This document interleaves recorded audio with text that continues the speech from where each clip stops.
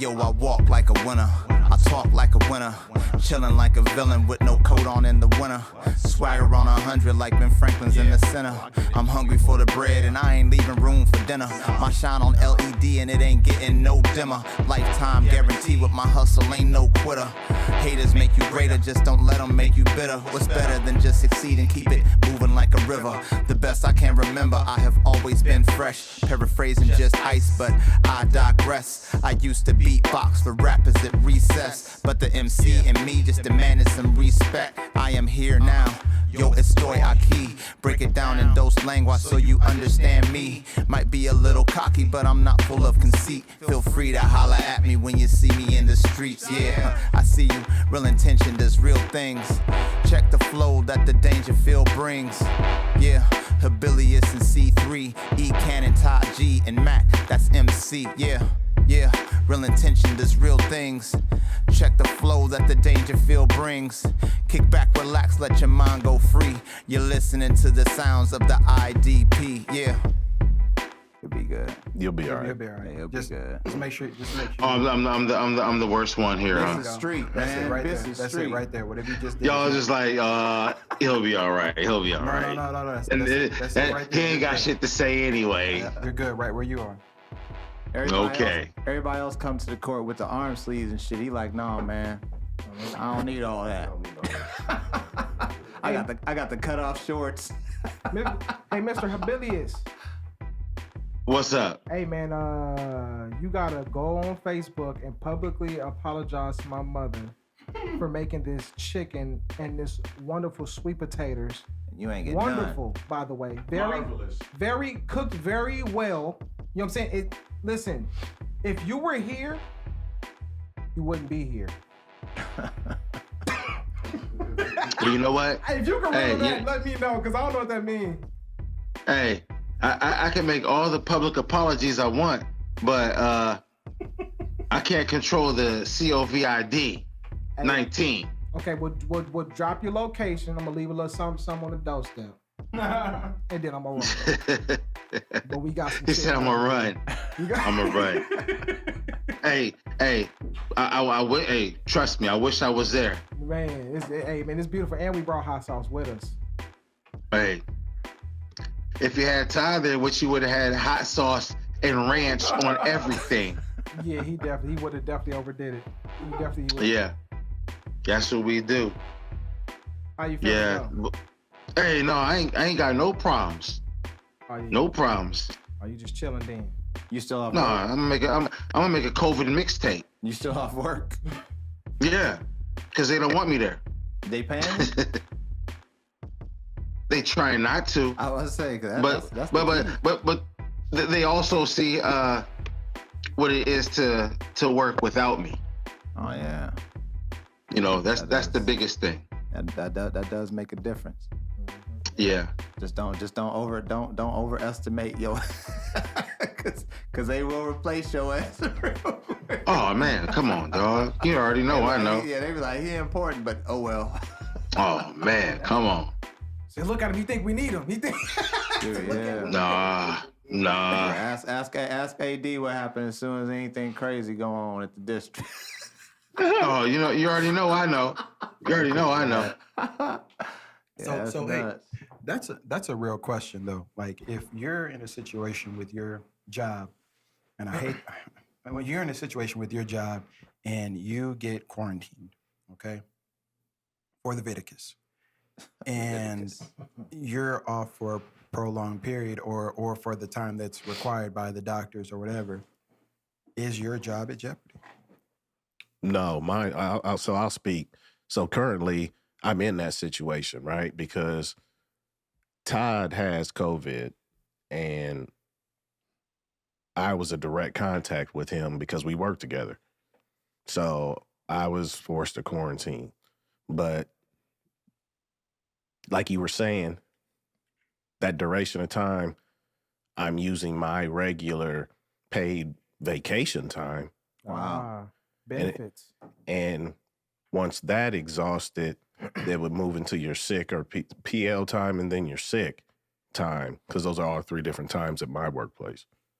So I don't know what would happen if you don't have any of that. You'd probably just be docked. You know what I mean?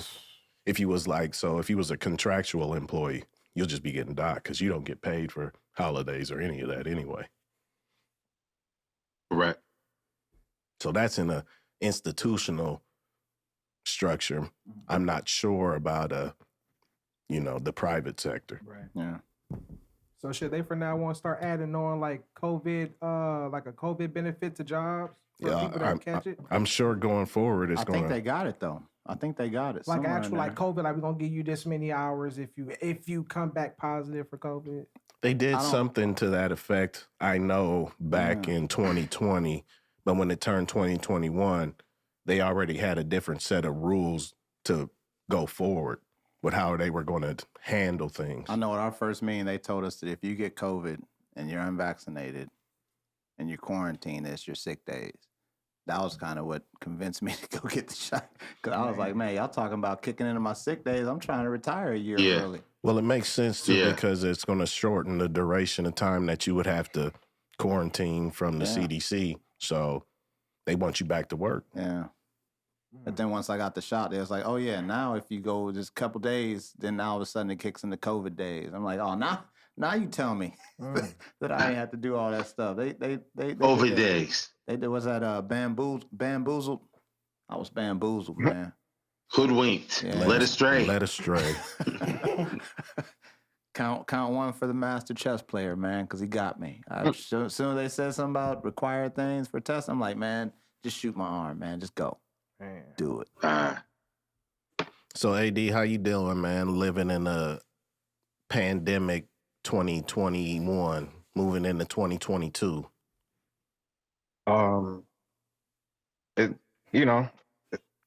Terribly. Yeah. But that it's this is the water now. So it's not like I'm in it by myself. Even if I don't see that many people. So, having to go on campus to teach, it takes a lot of energy. It definitely takes a lot of energy, but I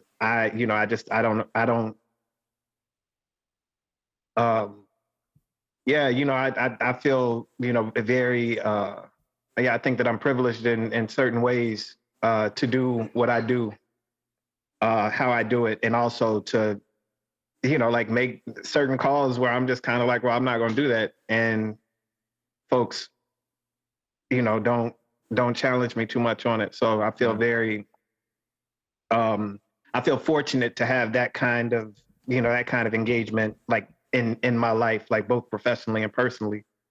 So like the last and only time that I've traveled was when I came there and did that show. Yeah. And that's like the past 18 months. The last time I traveled before that was to Decatur, a cousin of mine passed away so I came there for a funeral and then I came back for that show. But other than that, I haven't really done anything the past 18, 19 months. So were you apprehensive to come back to the Down Home Festival? Yeah. No, I think that,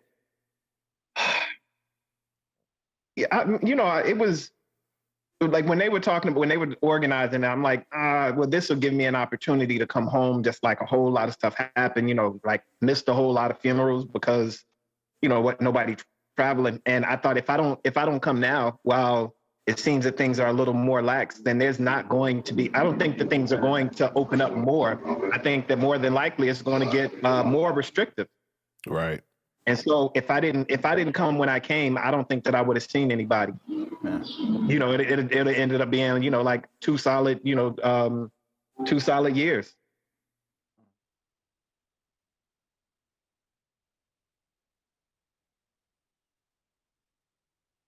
There's some music playing. I think that's is that you, Biss? You know it is. Street trees. You know it is. Hey. Also, hey. I'm gonna need this signed and sent back. Okay. I'm gonna need that signed and sent back. You know what I'm saying? Yeah. I'm watching that Wu-Tang American Saga. It's in the background. Oh yeah. While I'm building with my brothers. So you gonna get us sued? real quick. I do not own the rights Yeah, go to ahead this. and mute that microphone, bitch, until you got something to say, and we'll just go ahead. Mute the and go. microphone that I ain't got on. RZA coming for his check. But no. Hey, I do want to send a shout out to you, brother. Congratulations on your release today, Shotty. Thank you. Most definitely. Oh yeah, congrats, man. Thank you. Yes. I said, y'all go turn that up. Just trying to, like I said, ever since I met y'all at, what was that, episode 96? Yeah. Around that time, just trying to clean the sound up, man. I ain't really produced no music because I'm too busy in there trying to find dirt and trying to figure out how to make everything sound better. But I think it's about there, man. Mm-hmm. Yeah, it's about there. Yeah. You definitely are inspiration. You too, AD. Most definitely. Definitely. Most definitely. I appreciate it having the opportunity to hit the stage with y'all at the Down Home. I'm glad you came home and did that, man. Most definitely. I appreciate it. Yeah, it was a good time. It went a whole lot better. I thought, it's like, this could definitely be a train wreck. Yeah. There were some audibles called on the goal line to make it happen, though. It definitely had to have some things happen. Yeah. Yeah. No, I was like, it was like, hold on. So are you ready? Are you ready to go right now? I'm like, I can be. Yeah. Yeah, let's make this happen. You know what I'm saying? Jump out there, like, just do it. Somebody said something about you. I said, this man does this for a living, man. He'll be good. And he's got his own microphone. He's got his own. Did you put your monitoring headphone in too? Yeah. I was about to say you had more stuff than Beyonce has when she go up on stage, man. So hold on. No, I have it. It's a backpack. Hold on, before we get into all that, we have some listeners that's not up on game. So if you don't mind, AD, why don't you tell us a little bit about your backstory that got us to this point of the Down Home, about you coming back from out of town, coming home to perform. Okay, word. So I used to lived in Springfield from 06 to, I lived in Springfield from 06 to, I guess, 2013. I left Springfield to go to Clemson, South Carolina to work on, to start a PhD program. And got the PhD in 2017 and was appointed assistant professor of hip hop in the Global South at the University of Virginia, and have been doing that since 2017 here in Charlottesville. And yeah, and so I guess that's the very abbreviated version of it. The very humble abbreviated version. Correct. Yeah, you good like that. Good thing I was there a lot of those years up to 13. About the book you wrote and the multimedia project you wrote, and so those things happen too. Yeah. Shotty, why don't you give us the remix? I'm just gonna go ahead and have him fill in the gaps. But I do remember going to your graduation at UIS for your master's. Could you explain it? Because here's what I tell my students. I tell them, and I tell them this way, and I know I'm probably eventually gonna get in trouble because somebody's gonna say I'm using this phrase, but I always explain that what I mean by it. I say that you pimped the game. Because you went to UIS, and they said, what do you want to do? And you told them exactly what you wanted to do. And what you were going to do was what you were already doing. So you got a degree for doing what you were going to do anyway, and got your master's just like that. You know what I mean? And so I don't know the process because I didn't do it like that. But could you explain that part in terms of like the going back to school to get your writing master's, or I forget what it was called, but yeah, I just remember going to your graduation for that. Yeah. So when I did my undergrad work at Eastern Illinois University and at Millikan, and then I finished, and my degrees were in education, like English, writing, and in education. And so I think that I was always interested in hip hop as a sort of a practice, like I don't know if I would have used the word then, but like methodology, just like how we approach the world that we're trying to like live and work in. But I think that as an undergraduate, students are convinced that the things that they want to do are in direct conflict with the things that they have to do. Yeah. And I think that there's a whole lot of stuff that tells folks that that's always the case, that what you want to do is not going to be what you have to do. Yeah. And so I worked, for a short amount of time, and I was like, well, it doesn't even make sense for me to stay here teaching if I could go and get an assistantship and get a graduate degree and be paid about the same amount and be able to study what I want to study. I'm proposing that the thing that I'm already doing actually has all of these benefits in the spaces like the classrooms that I was teaching in. And so the project ultimately wound up being like, I believe that, I truly do. And I'm not saying this is not like, like fake humbleness, that I believe that Cold, like the novel, the multimedia novel, is a failed attempt at something that I needed to fail doing publicly in order to find out what I really, like what the better version of it was. Yeah. And so while I think that it was cool, like, because it started off as the thesis project that I was working on and then evolved into these mixtapes and then this album. And when I started to apply to the doctoral programs, then I had a better idea that this idea of how I think that as a society, we are very, very like kind of connected far too much to the written text as the only mode of like presenting intellectual objects. Like our like the way that you prove that the way that you make an argument happens in text. It happens like in writing. Yeah. But I believe that rappers and all kinds of people who engage in these oral traditions are always making arguments, even when the argument seems unintelligible to people. Like even if I'm scatting, I think that there are political and aesthetic dimensions of me scatting that actually like make very solid argument. Yeah.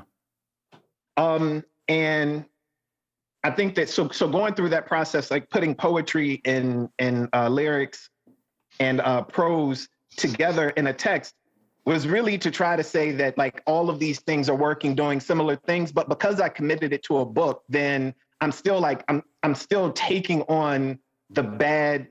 I'm taking on the bad form, what I believe is like the form that we need to get out of. So the only way to get out of that form is to not do the book.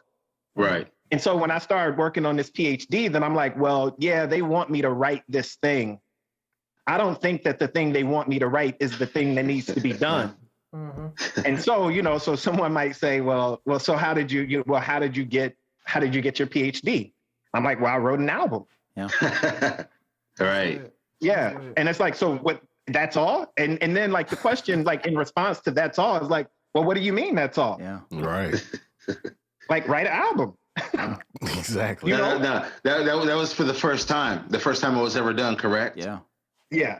Yeah. Okay. Yeah. All right. Yeah. Yeah. So that was, it was significant. And so I think that we have that's groundbreaking. I think that's accurate. I mean, I think that that's accurate. hey, and that's very humble of you. But that's very accurate. That's very accurate. That's groundbreaking. Yeah. That's historical. Well, you have to I mean, I think that like the goal, like what Rashad was talking about is it's kind of like we have. It's just to like challenge the politics of knowledge production. Yes. Like it's not like, so all of those days back when I was in Springfield and we sitting over there in the room writing songs. Yeah. I think that like we're engaging in this intellectual activity. Like that's school right there. So I mean, in a certain way, like you could say that there's some finagling going on because you did this thing in this space, but it's not like you didn't do work. It's not like work didn't get done. And so it's just that like all of that work was being done like inside, like it was like according to like what I would call like an alternative curriculum. And what happens in that alternative curriculum when you think about it now, and again, like Rashad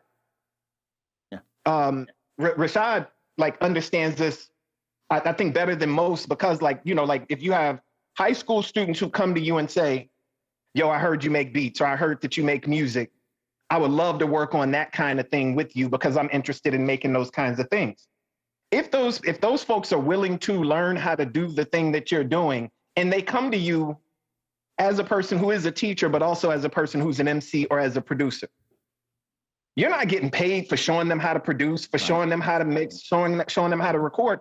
And they aren't getting credit for any of those things. No. So like you are like it's school. It's just like school that's happening outside of the regular curriculum because the institution is not providing that. Yeah.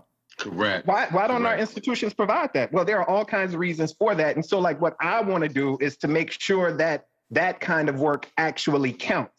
Mm-hmm. And the way that you make that work actually count is you go through the process of getting the piece of paper that they say you need to get so they can call you an expert at doing it, and then going back to them and then saying, okay, well now as an expert, that thing that I was doing 8 years ago is precisely the thing that I did to get this. Was that hard to do, knowing you had to take these steps you didn't want to take to get to now trying to reverse it? I mean, it's frustrating. You know, like white supremacy is a brilliant fucking technology. It is. It is. Yeah. You know, and it's adaptable. And I think that like I think that it is really, really good at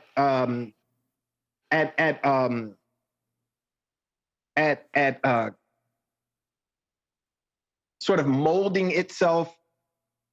I mean, it's good at appropriation, and it's good at appropriation and recontextualization.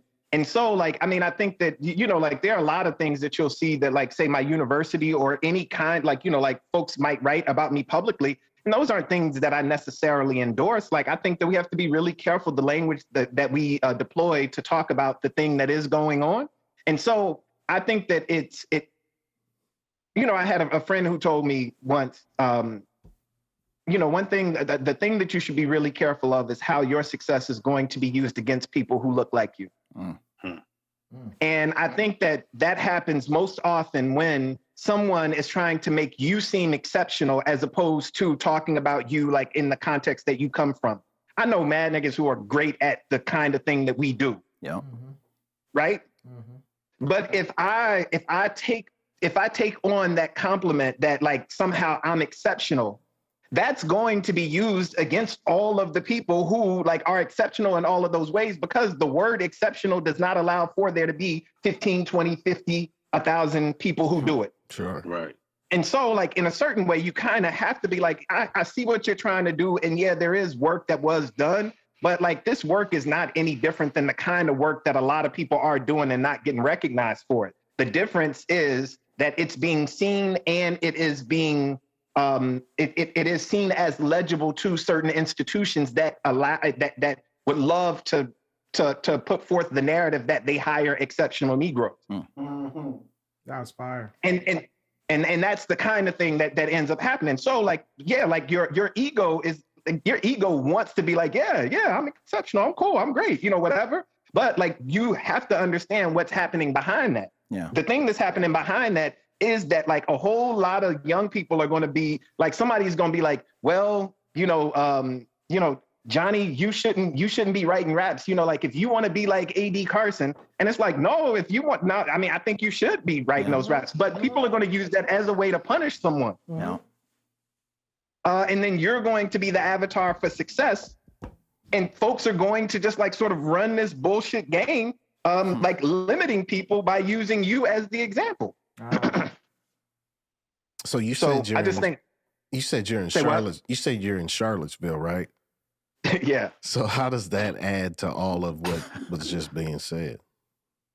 Well, I mean, you know, like I think that the entire United States is a crime scene.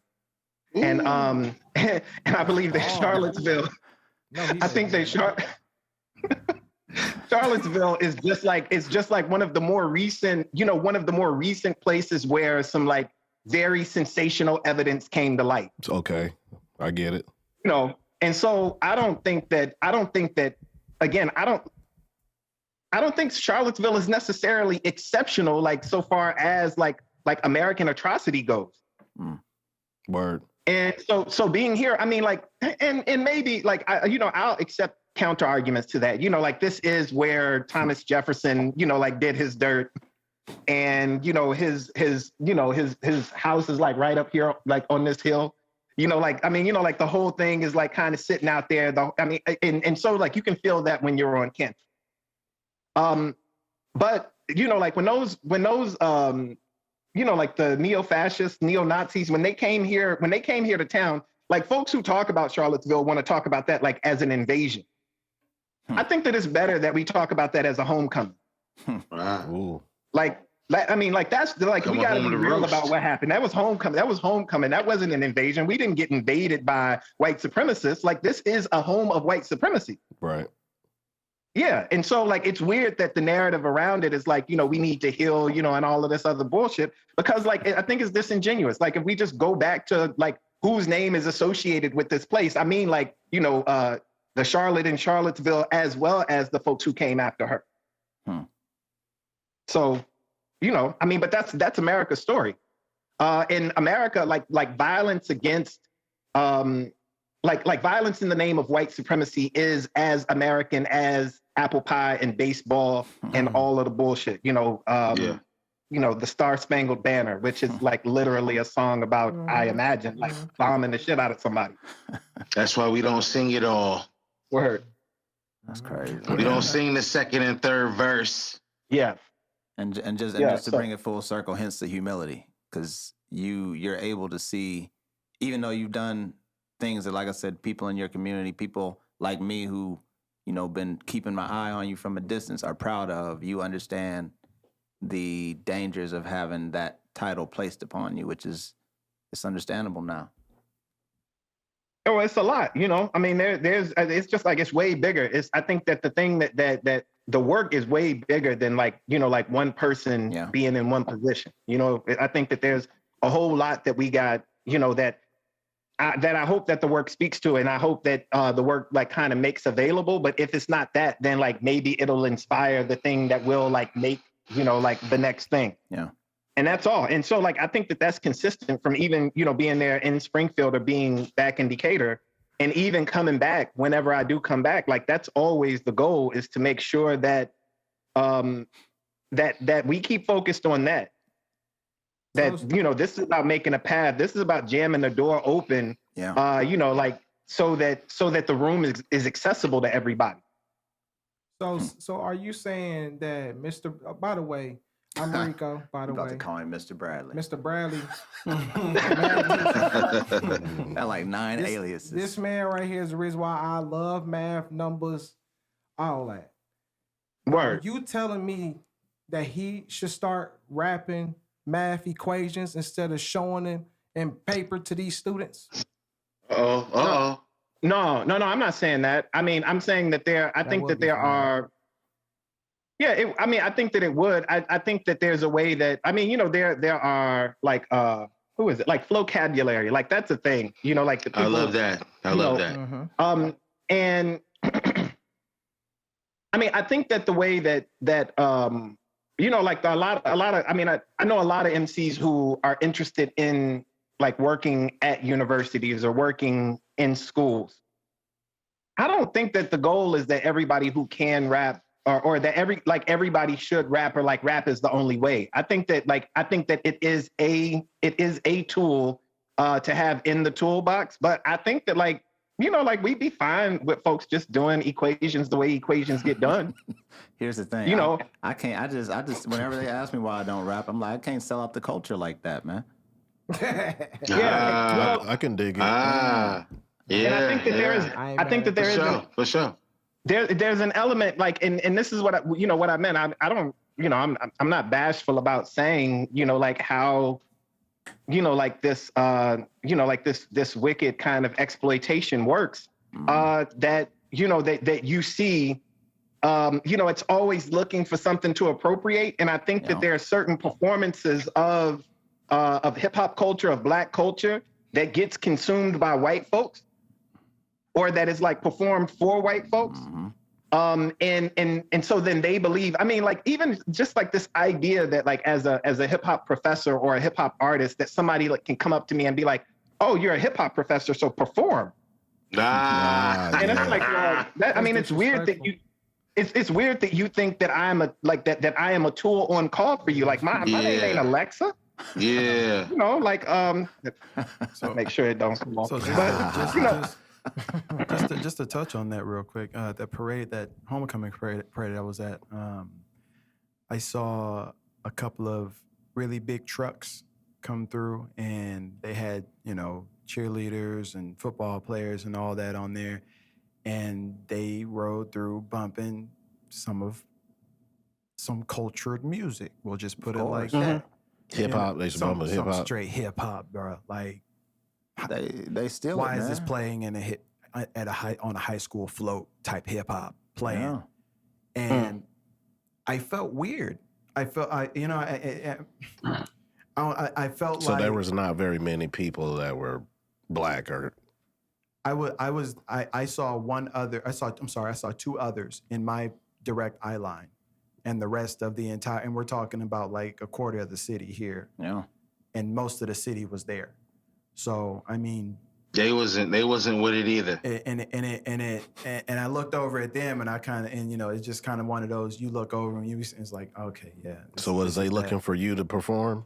They weren't. No, it wasn't that. But it made me. They wanted to see if you liked it. It's just one of those things. It made me feel weird. I don't know. So did it put your blackness on notice for you at that moment? For a second, yeah. Okay. And it was just like I don't know, like.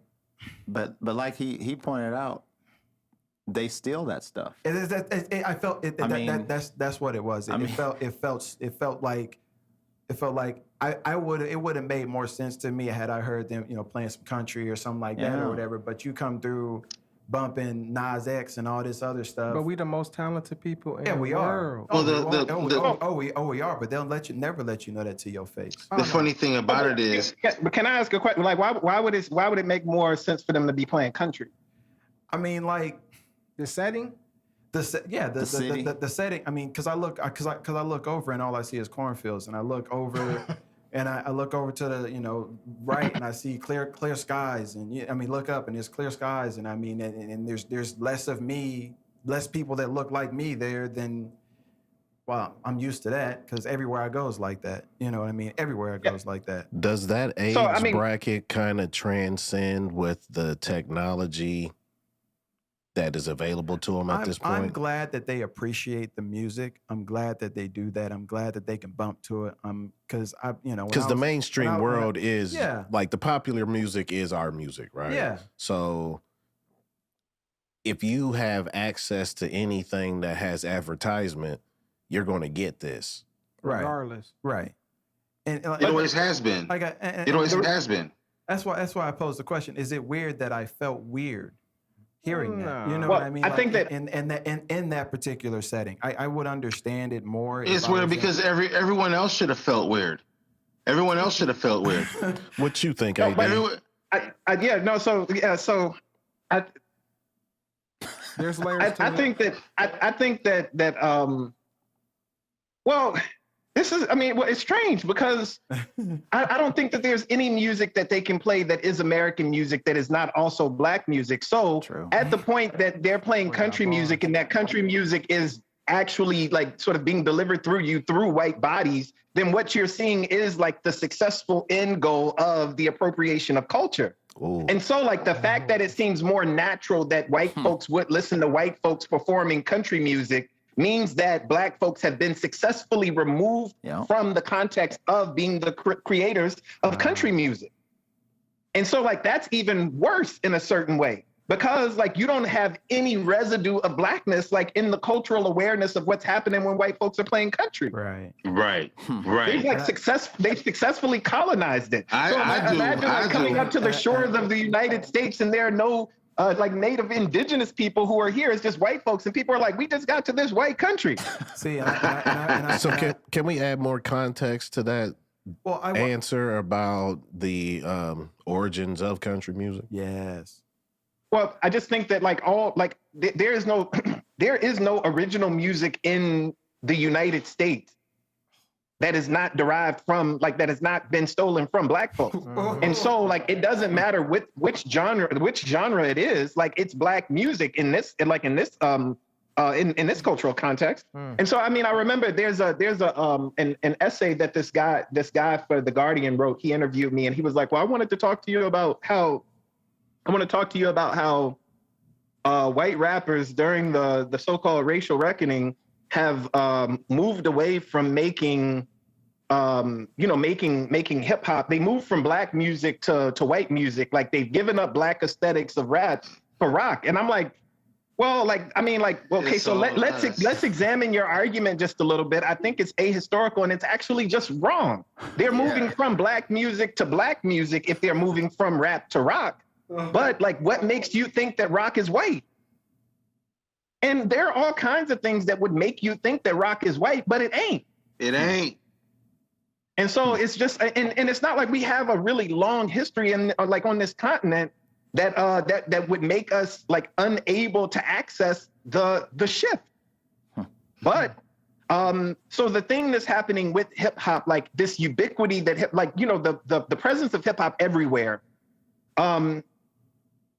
like, it strikes people as strange, but I think that, like, that what's also happening is, like, this ubiquity. I think that there's a kind of utility to, like, it still seeming, quote unquote Black. And I think that has to, I mean, I haven't thought this all the way through. So, like, forgive me for, like, spitballing just a little bit. But this, I mean, I think that like part of what happens with hip hop is, like, this sort of deliberate construction of killable bodies. I think that that's one of the reasons that, like, hip hop still maintains this pathological character. And so, like white folks can dress up as hip hop. They can be entertained by it. Like, you can have the presence of Black voices without Black bodies. But, like, the danger that's still associated with it, I think that it makes it very easy for folks to completely remove the humanity from those bodies. And so, there's no ethical quandary that people are dealing with whenever they, like, are in a room full of white folks and there's Black music playing and there's no Black people present. Because, like, in a certain way, I believe that those people don't believe that those people are people. Right. That's a bar right there. Yeah. Hey, can I have your number so we can FaceTime and stuff? We just have regular conversations. Oh, he'll get you. Yeah, he'll get you. That was so hard. We were talking about that in class today. This is I teach this class called the Black Voice, and we kind of talk about that racial construction of race through, like, sound, and, like, listening practices, like the ways that people hear race. Like, race is not the thing that you think it is, but, like, that thing that you think was constructed, like, external to, like, whatever your understanding is. Like, you were taught to hear sound the way that you hear it. And that's a listening process. Like, it's not me performing my voice, it's you hearing my voice doing the thing that it's doing. And it either, like, sort of, it coincides with what you want or it doesn't coincide with what you want. And so, like, hearing is not just hearing. I think that, well, like, there's also, like, this other, and frequencies involved. That processing. Well, there's a visual element that, like, folks have these expectations that are fulfilled or denied based on what they see. And so, like, when someone looks at you and then they say, you don't sound how you look, like, that's the kind way of saying the thing. But, like, there are all kinds of ways that people might say, like, you talk, like, you talk Black, but you don't look Black, or you talk, Stop talking. I mean, white. all of these, like, or you talk white. That's stupid. And, I hate that. well, but that's, I mean, You talk intelligent. No. But I mean, even that I feel like is a misnomer, like, because, like, white is not a synonym for intelligent. No, that's what I'm saying. No It's doubt. all No stupid. doubt. Like, But yeah, that's a thing that, like, people say, like, well, just because, like, because I use proper English, and it's like, well, that's bullshit too. that also is bullshit. So, like you're performing in a particular way and you believe that performance is something that people like, but that's about proximity to whiteness. Like, that's still about proximity to whiteness. So even if you call it, like, if you don't call it whiteness, it's not like you're it's not like you're getting out of the trap. You're not untangling the knot.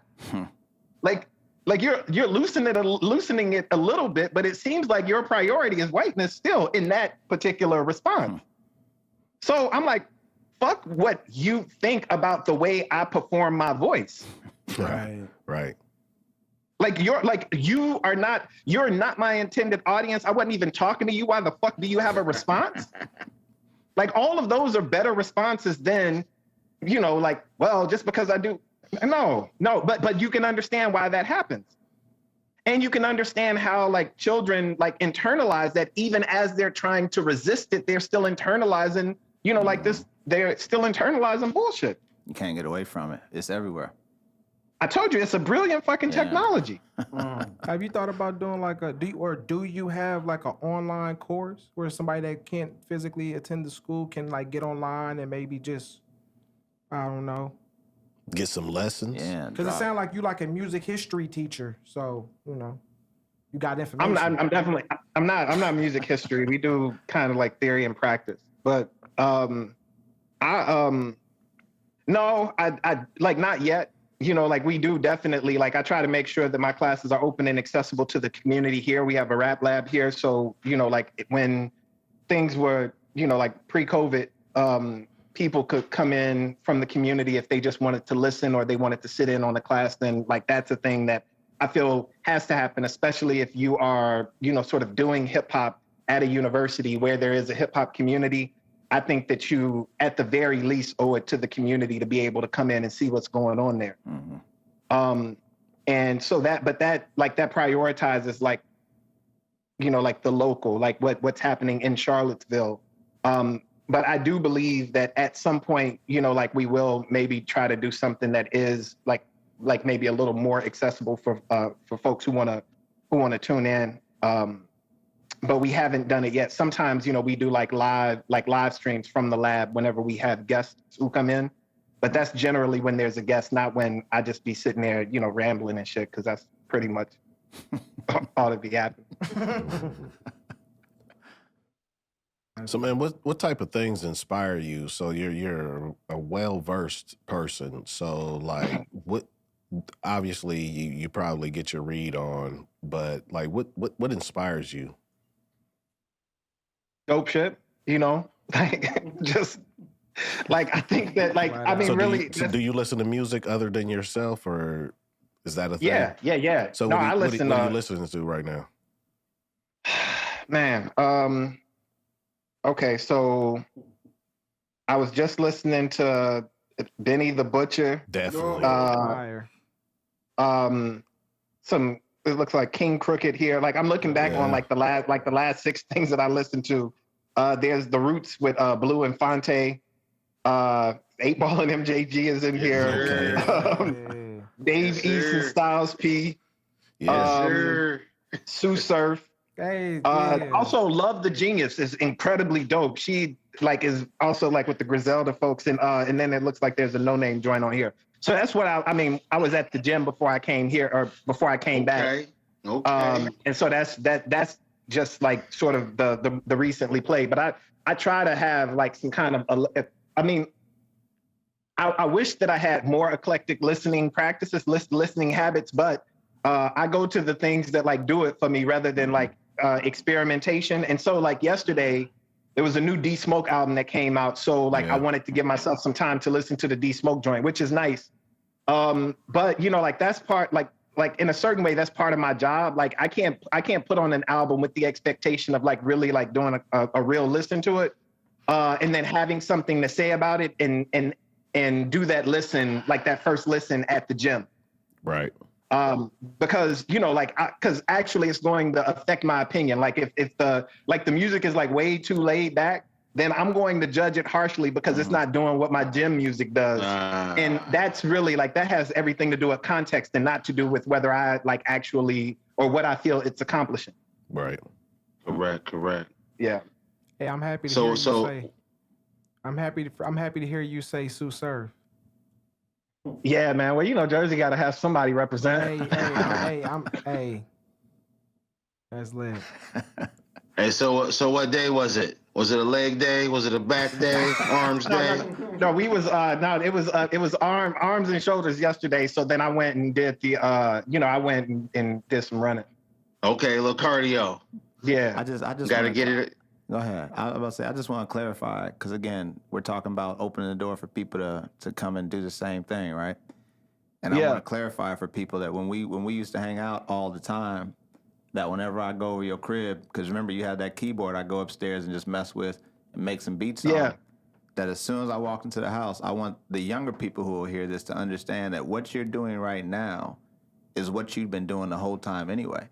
Like, that's what I would tell them. Like, this cat would literally talk to me and say, did you hear the new song by so-and-so? And you'd break down every single lyric and what was said and why they said it and how they said it and how that impacted other things here and there. And I said, this is who he is. You know what I mean? Like, you didn't change, and that's what I need to understand. You didn't change to become this. This is who you've been the whole time. And you found an avenue to make it your lane, a lane for you to go ahead and find that success. Because that's, like I said, just hearing you do what you just did, I remember sitting there, because I ain't gonna lie. I tried my best to catch at least 60% of everything you told me, but my brain don't work fast enough, and you know too much. But I would always come out with something like, I got that. Yeah, okay, I get that too. And you know what I mean? But that's just who you are. You know what I mean? And that was one of the things I always respected. But again, I just want to make sure people understand this doesn't happen because you went and became, a hip hop teacher. I use a cheat version of it. Yeah. That you went and became a hip hop teacher. Now you can do this. You've been doing this your whole life. You've been analyzing hip hop, analyzing music your whole life. Like, this isn't just something that happened overnight. So, you actually got to put that work in, man. That's who you are. Well, yeah, I think that there's a big difference between being a fan and being a student. And I'm not saying that I'm not saying that there's anything wrong with fandom, and I think that people think that I'm criticizing fandom. I'm not. But I think fandom kind of in a lot of ways, fandom curates your like and your appreciation for something. And I don't think that study requires your liking the thing that you are engaging with. I mean, because you're looking at how people use it. There are things that are happening in Gucci Gang that I really want to have access to. Gucci Gang is not a song that I'm ever putting on as a fan, but as a student, I do kind of need to understand what he's performing there. And so it's really, really difficult with students, especially when they're early on. To say, when I'm talking about rappers making arguments, they think that the word argument has this positive connotation, and I'm saying that they are doing something more profound than what they're doing. I'm not. That's not what I'm saying at all. I'm saying that we can learn some things from what this person is doing. And I think that you can learn that. You can learn all kinds of stuff from all kinds of people whose music you don't like. So, but I'm always trying, and the reason that you have to have access to that, because how do you make the subversive work without listening to the thing that you want to subvert? Right. So you have to read a lot. You have to read shit that you might not enjoy. But you're not why, it's a difference in reading for pleasure and reading for study. Right. And so there's I love reading detective novels, but I don't teach detective novels. I just like detective novels. Yeah. True. So watching hip hop documentaries, that's same thing, isn't it? Since it's not, I guess, textbook.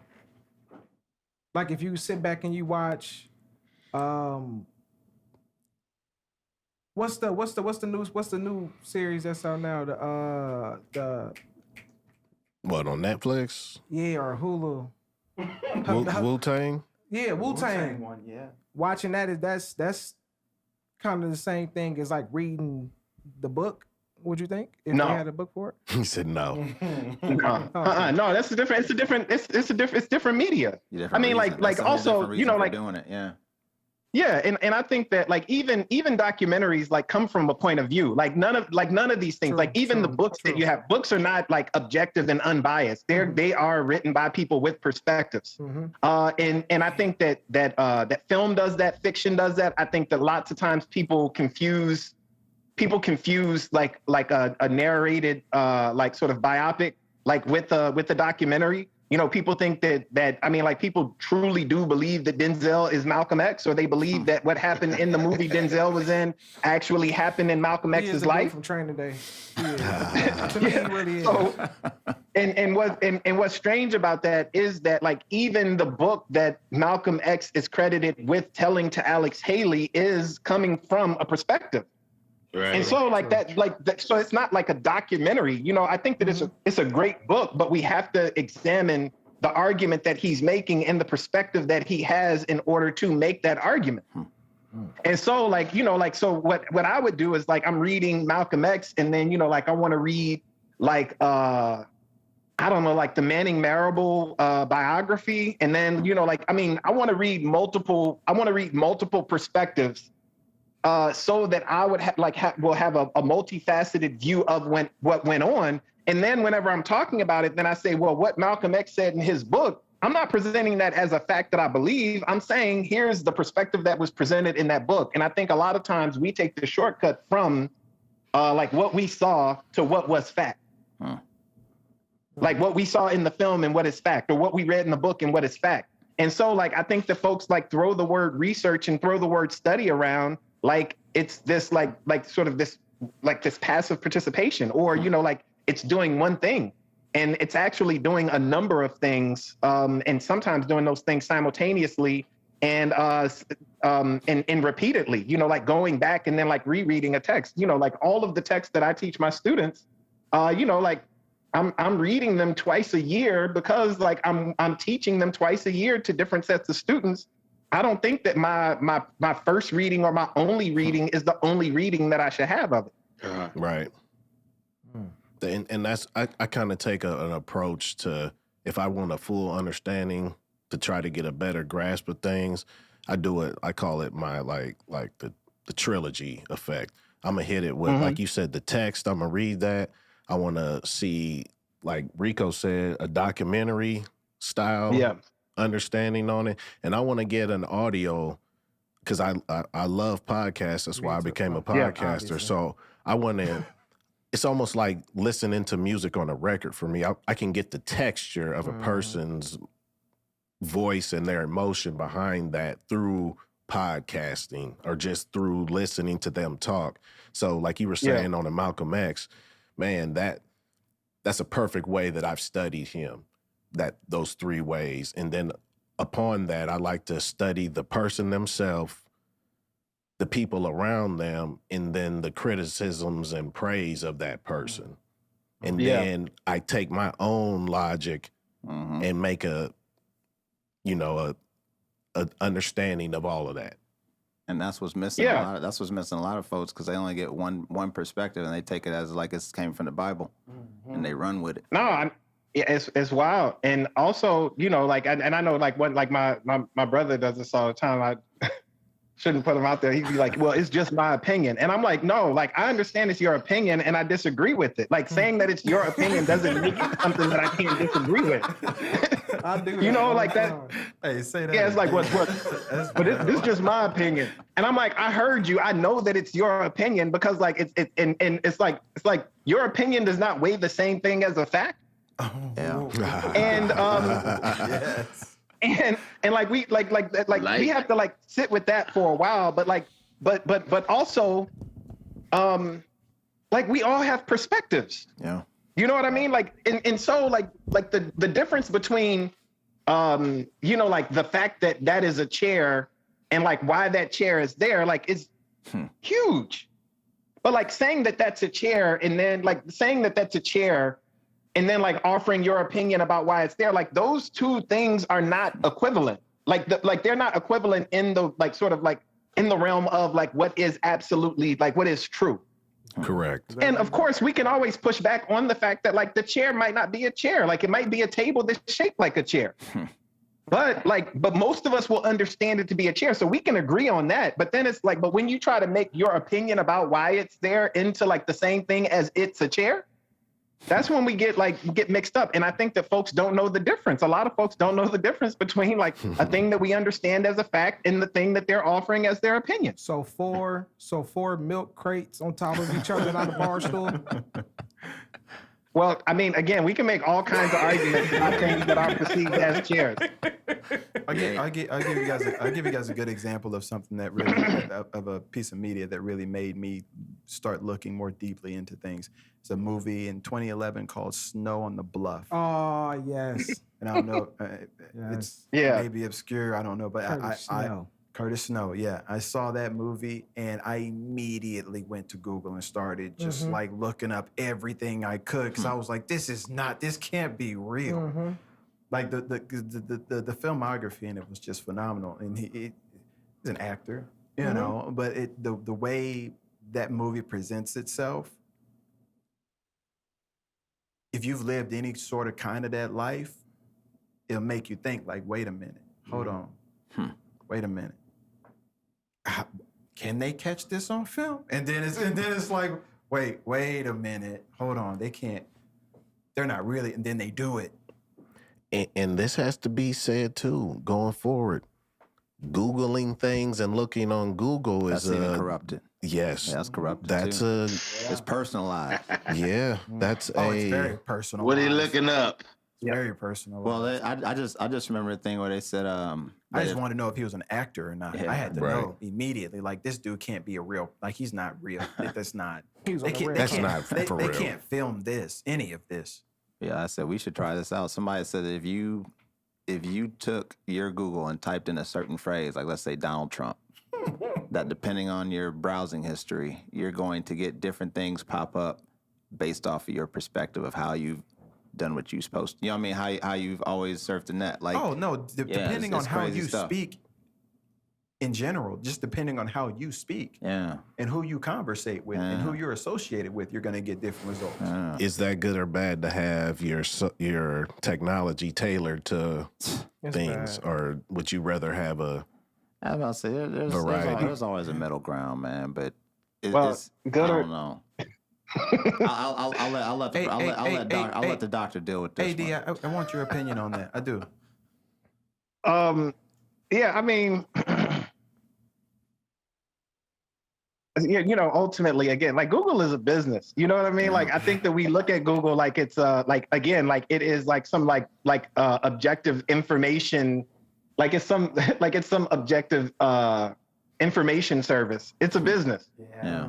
And you know, like you know, YouTube, like it's the same business as YouTube. You know, so the idea that we are somehow going to be able to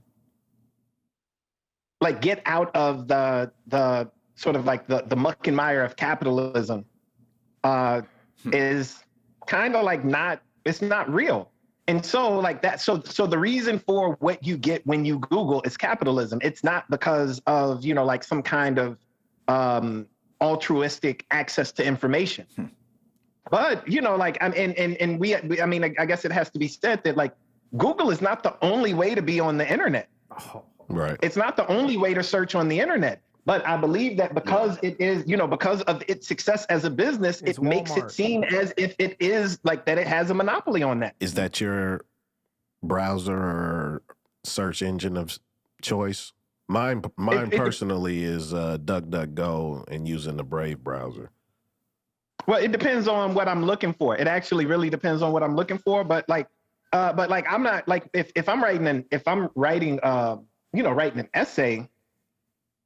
Like, I don't think that, like, I think I need to go to like a level, like I need to go to something like there's a Google search that's going to happen because like, I want to see like what folks might have access to if they do that. But for the sources that I want to, you know, like to bring together, I think that like Google is not like primarily where I'm going to.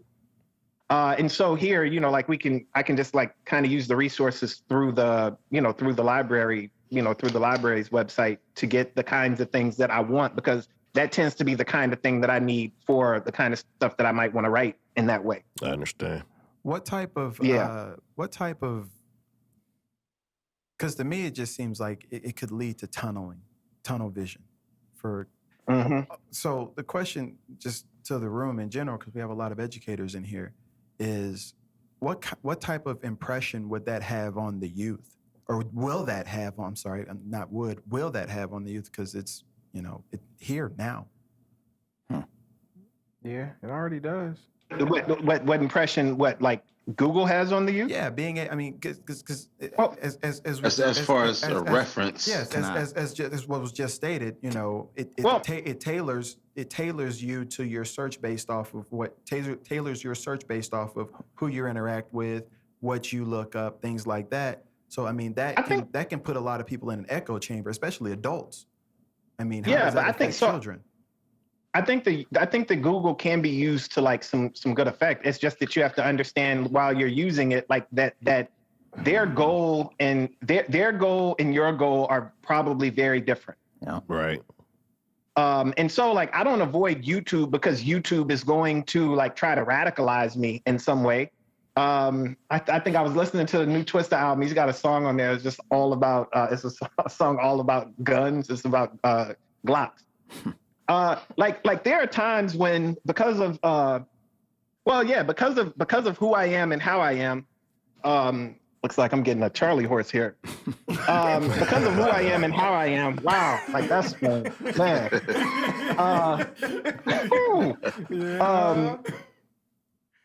Like YouTube will very often like they'll give me like because of certain things that I read or certain stuff that I look up, then they're like sending me all of these videos about guns. And it's like, well, like Joe Biden is trying to take your guns away or, whatever, like this kind of thing.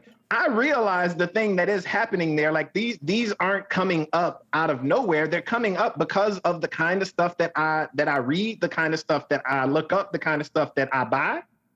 Yes. So like I understand that this platform, like that there's an algorithm at play. I think that the best thing that we could do for young folks is like teach them that the way that you are getting that information or the way that you are engaging with media is a business. Like Facebook is not a neutral playground. Facebook is a business and they are making money off of their product or the way that their business run. Like one of the biggest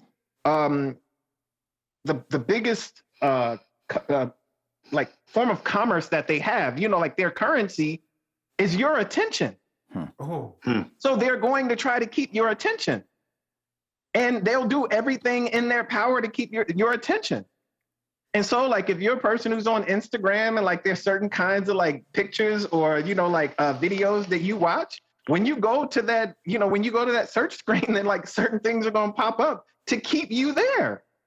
Like it kind of knows what you're it definitely knows what you're looking at. So I think that we have to like make sure that the young folks know that they're not like the platforms are not neutral. People have been able to make a whole lot of money off of those platforms. But again, so I don't believe that they're like all bad or all good. I believe that we have to like think about the arguments that are kind of embedded in them. Like we have to think like sort of move back and then think like, okay, well, there's nothing objective or neutral about this site that I just logged onto. This site has some things that it is trying to accomplish, and it's going to attempt to accomplish those things through me.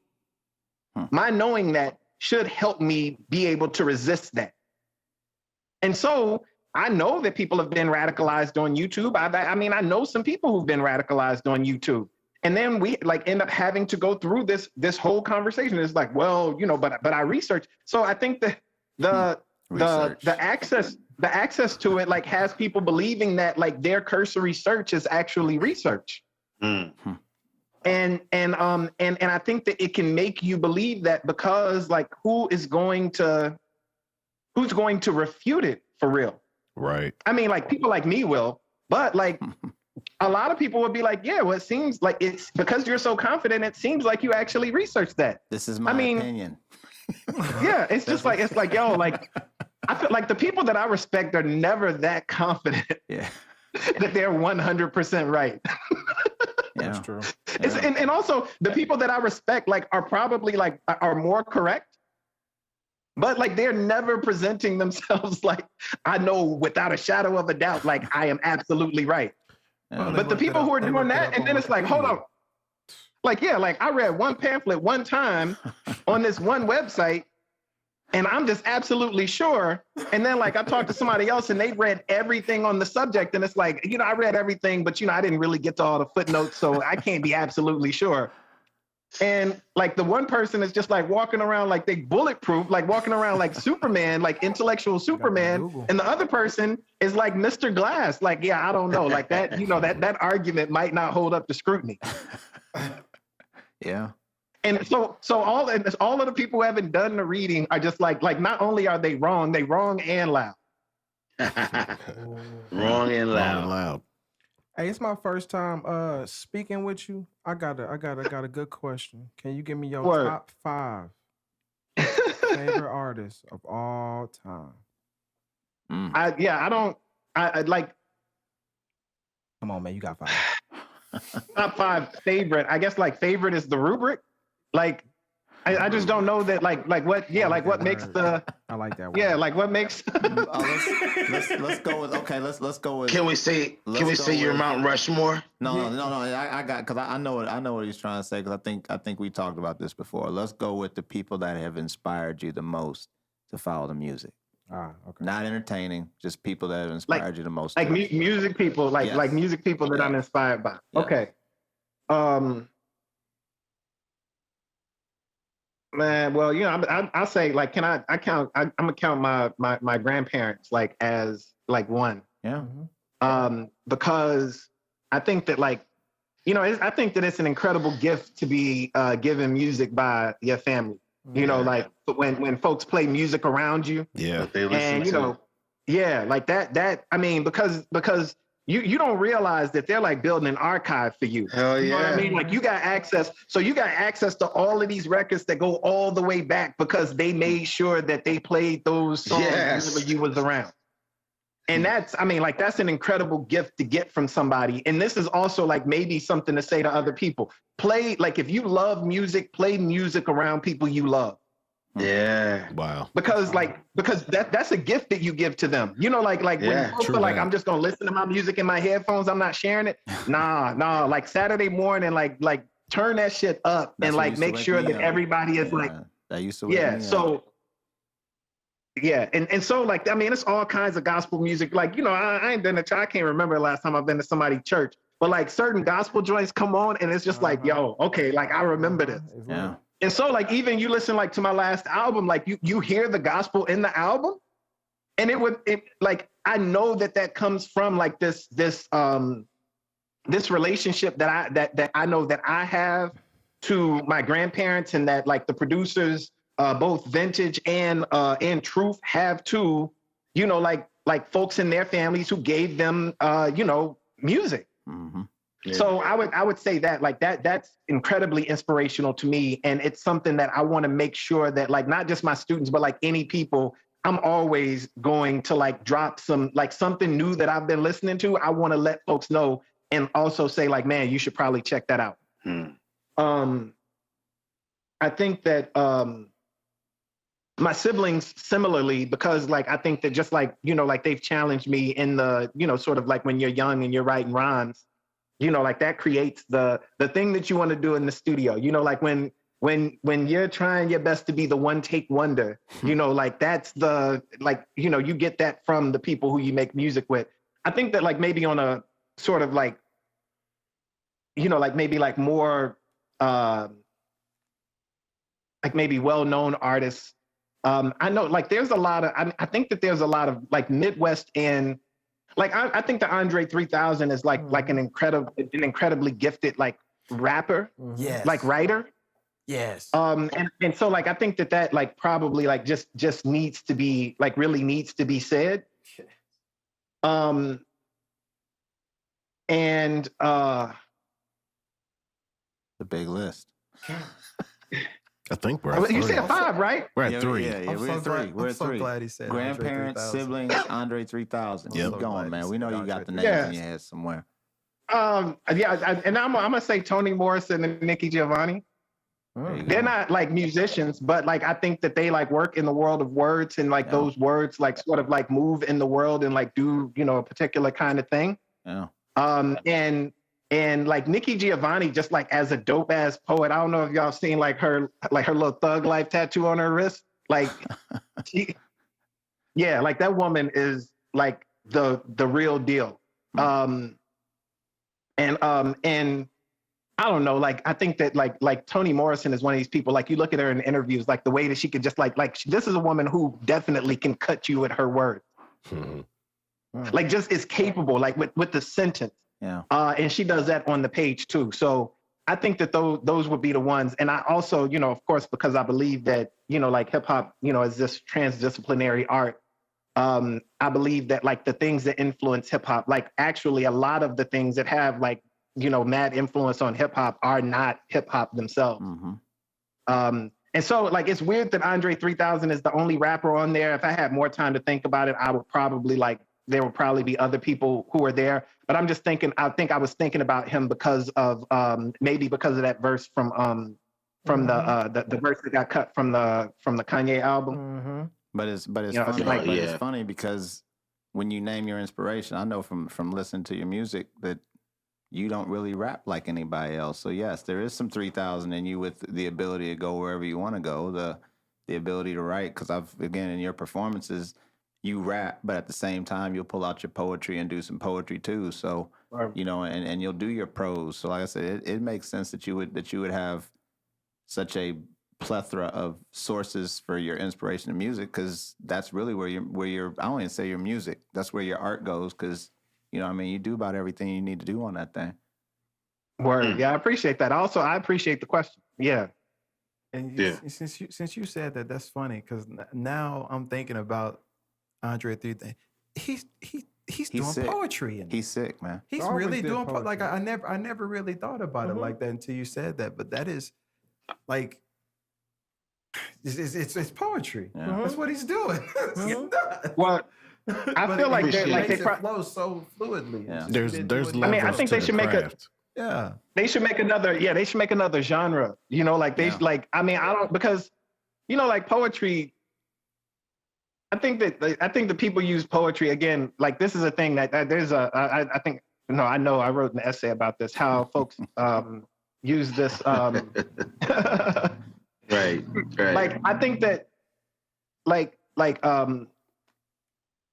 poetry is a genre that again that I think that folks associate with like actually like sort of associate like on levels, like there are just certain things that like that rappers have access to that poets don't. Now, certainly there are things that poets have access to that rappers don't, but I think that works the other way. And I much prefer the, like, you know, if you're asking me to choose, now I love both, but there are just certain things that rappers access, like have like access and deploy regularly. Like a rapper, I mean, I'd much rather hear Andre 3000 than Carl Sandburg, right? Is what I'm saying. Like, you know, but there's also like a beautiful thing that Nikki Giovanni does. But like the thing that Nikki Giovanni is doing is not the thing that Andre 3000 is doing. And so imagine a poet having to like snap what they do to a grid.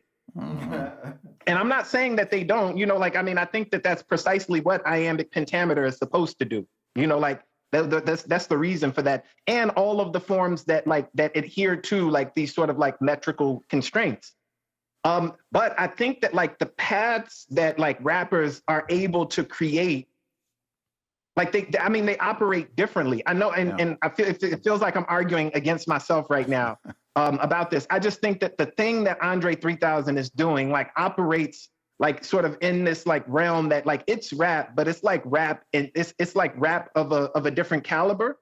And also then the way that he does it like with such like nonchalance, like that it seems as if he's conversing with you, like, but he's also still adhering to all of the constraints that are forced upon him as a person who has to be a good rapper. Yes. And that's like, I mean, because that's a hell of a feat. And then to like make it seem like effortless, you're like, hold on, like, so Fam just told, like, Fam is like sitting, like in this song, he's sitting here talking to Kanye's mom, and he's telling you the whole story of the relationship between his mom and his dad. And it's like, yeah, he did that effortlessly. So if he did that on my album, I'm gonna be like, yeah, well, if I'm gonna cut a song, it's probably gonna be that one too. You can't do it. You write the most heartfelt thing to my mama on the album dedicated to my mama. Yeah. It was serious. It was serious. But only Andre can do it like that. Well, that's what Outkast was doing, though. To speak on what you were answering, though, they were, you know, fusing poetry and rap because Big Rube would get his joint on every album and give you some game. Nice. Yeah, I think that they were great at, like, it was just, there was so just like the range of influence that exists within their music. And the fact that, you know, like the expectation that we had from Outkast wasn't that they sound this, it was that they never sounded the same. Like they had like similar characteristics that carried over, but like they like were just like sort of in the process of reinvention all the time. Constantly, they did. Yeah. And I think that it's incredible to be able to do that, like over the entirety of a career and still be dope every time you do it. They were a big inspiration on what, like, I kind of put the podcast on bar with like each episode having different name and different album art each time because it's just kind of curating the feel. And that's how I kind of think that their music creation process was. It was like, what vibe are we on right now? Because as you can see, the evolution for sure of 3000, of Dre turning into 3000. Yeah. Yeah, no, he's a gifted dude. Yeah. And I mean, like, again, there just really ain't that many whose pens like match his. You know what I mean? Like that man and his name don't even pop up that much.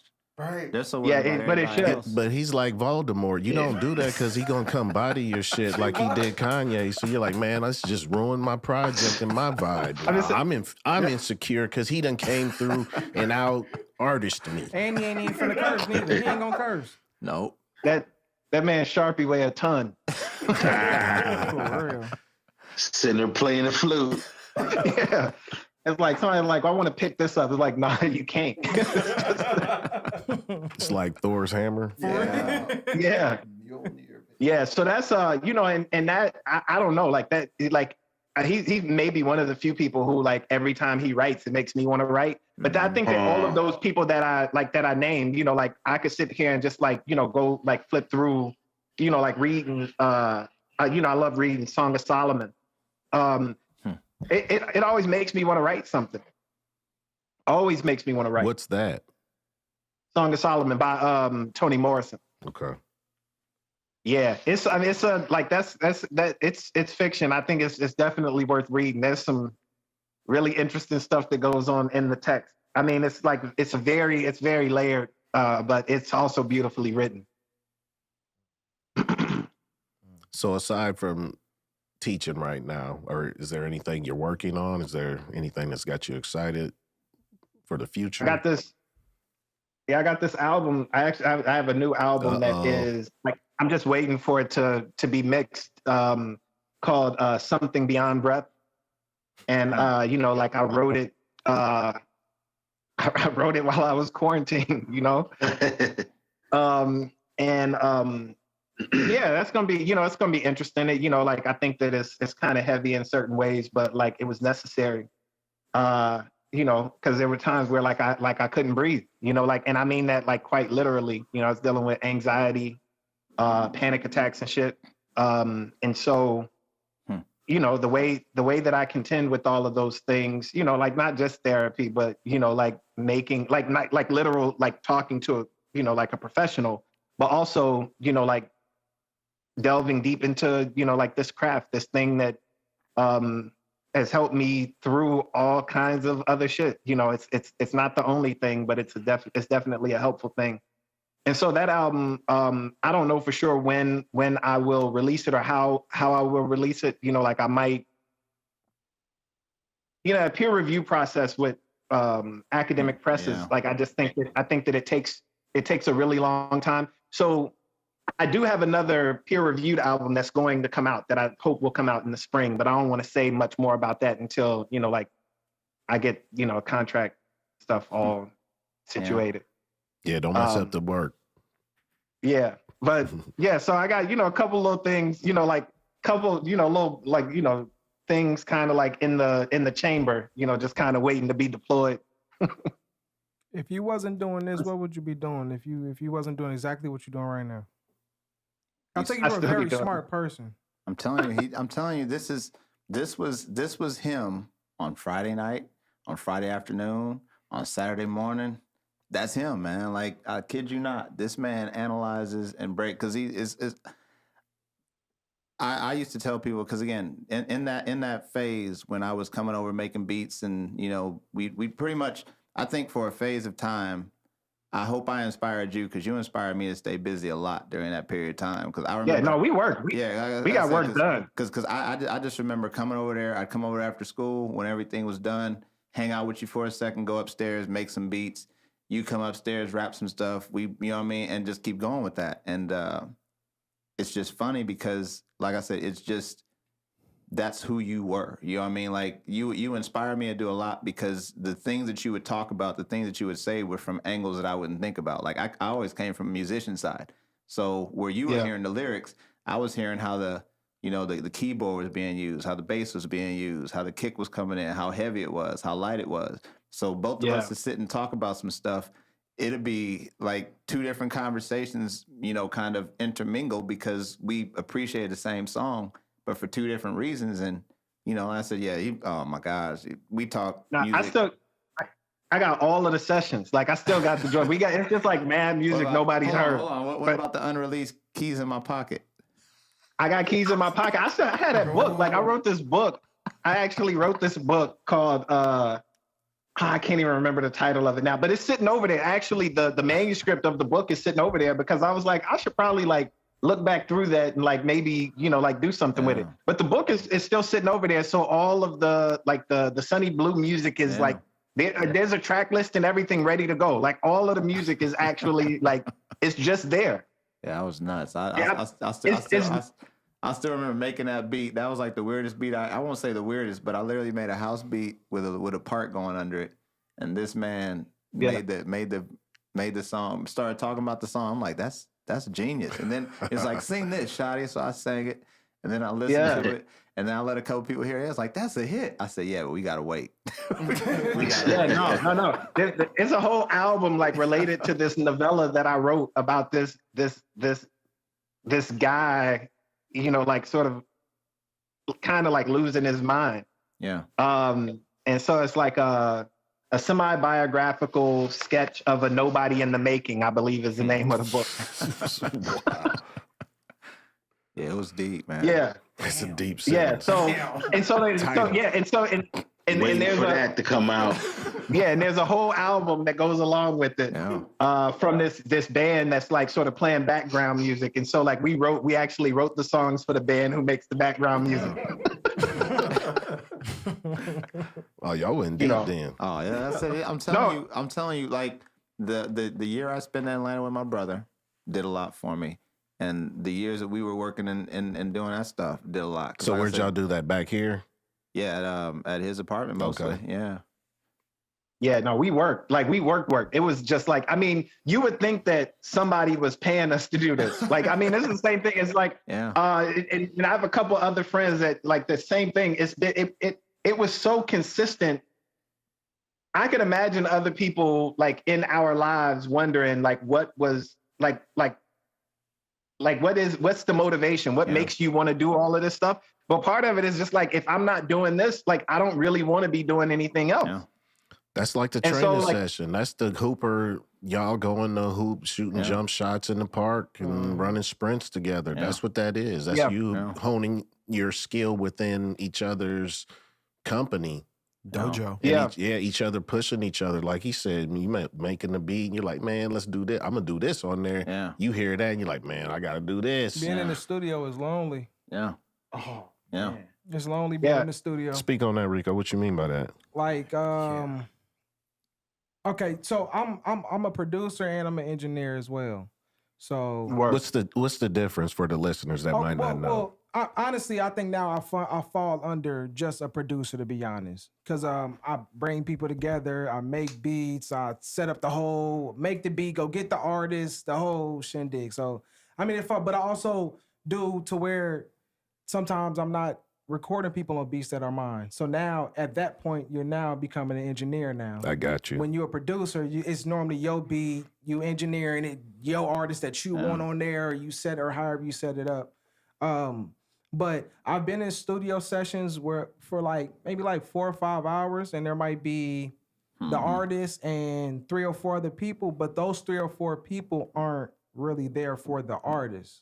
They're there for the environment. So now that artist is sitting there wondering, why is he struggling? And why is he not catching his niche like he's supposed to? Is because he's lonely in that studio. He got them studio extras. Now, if he would have had the correct people to keep the, because it's an art to this to studio. Like, I don't think people realize there's an art to it as far as going to the studio and putting your phone on vibrate.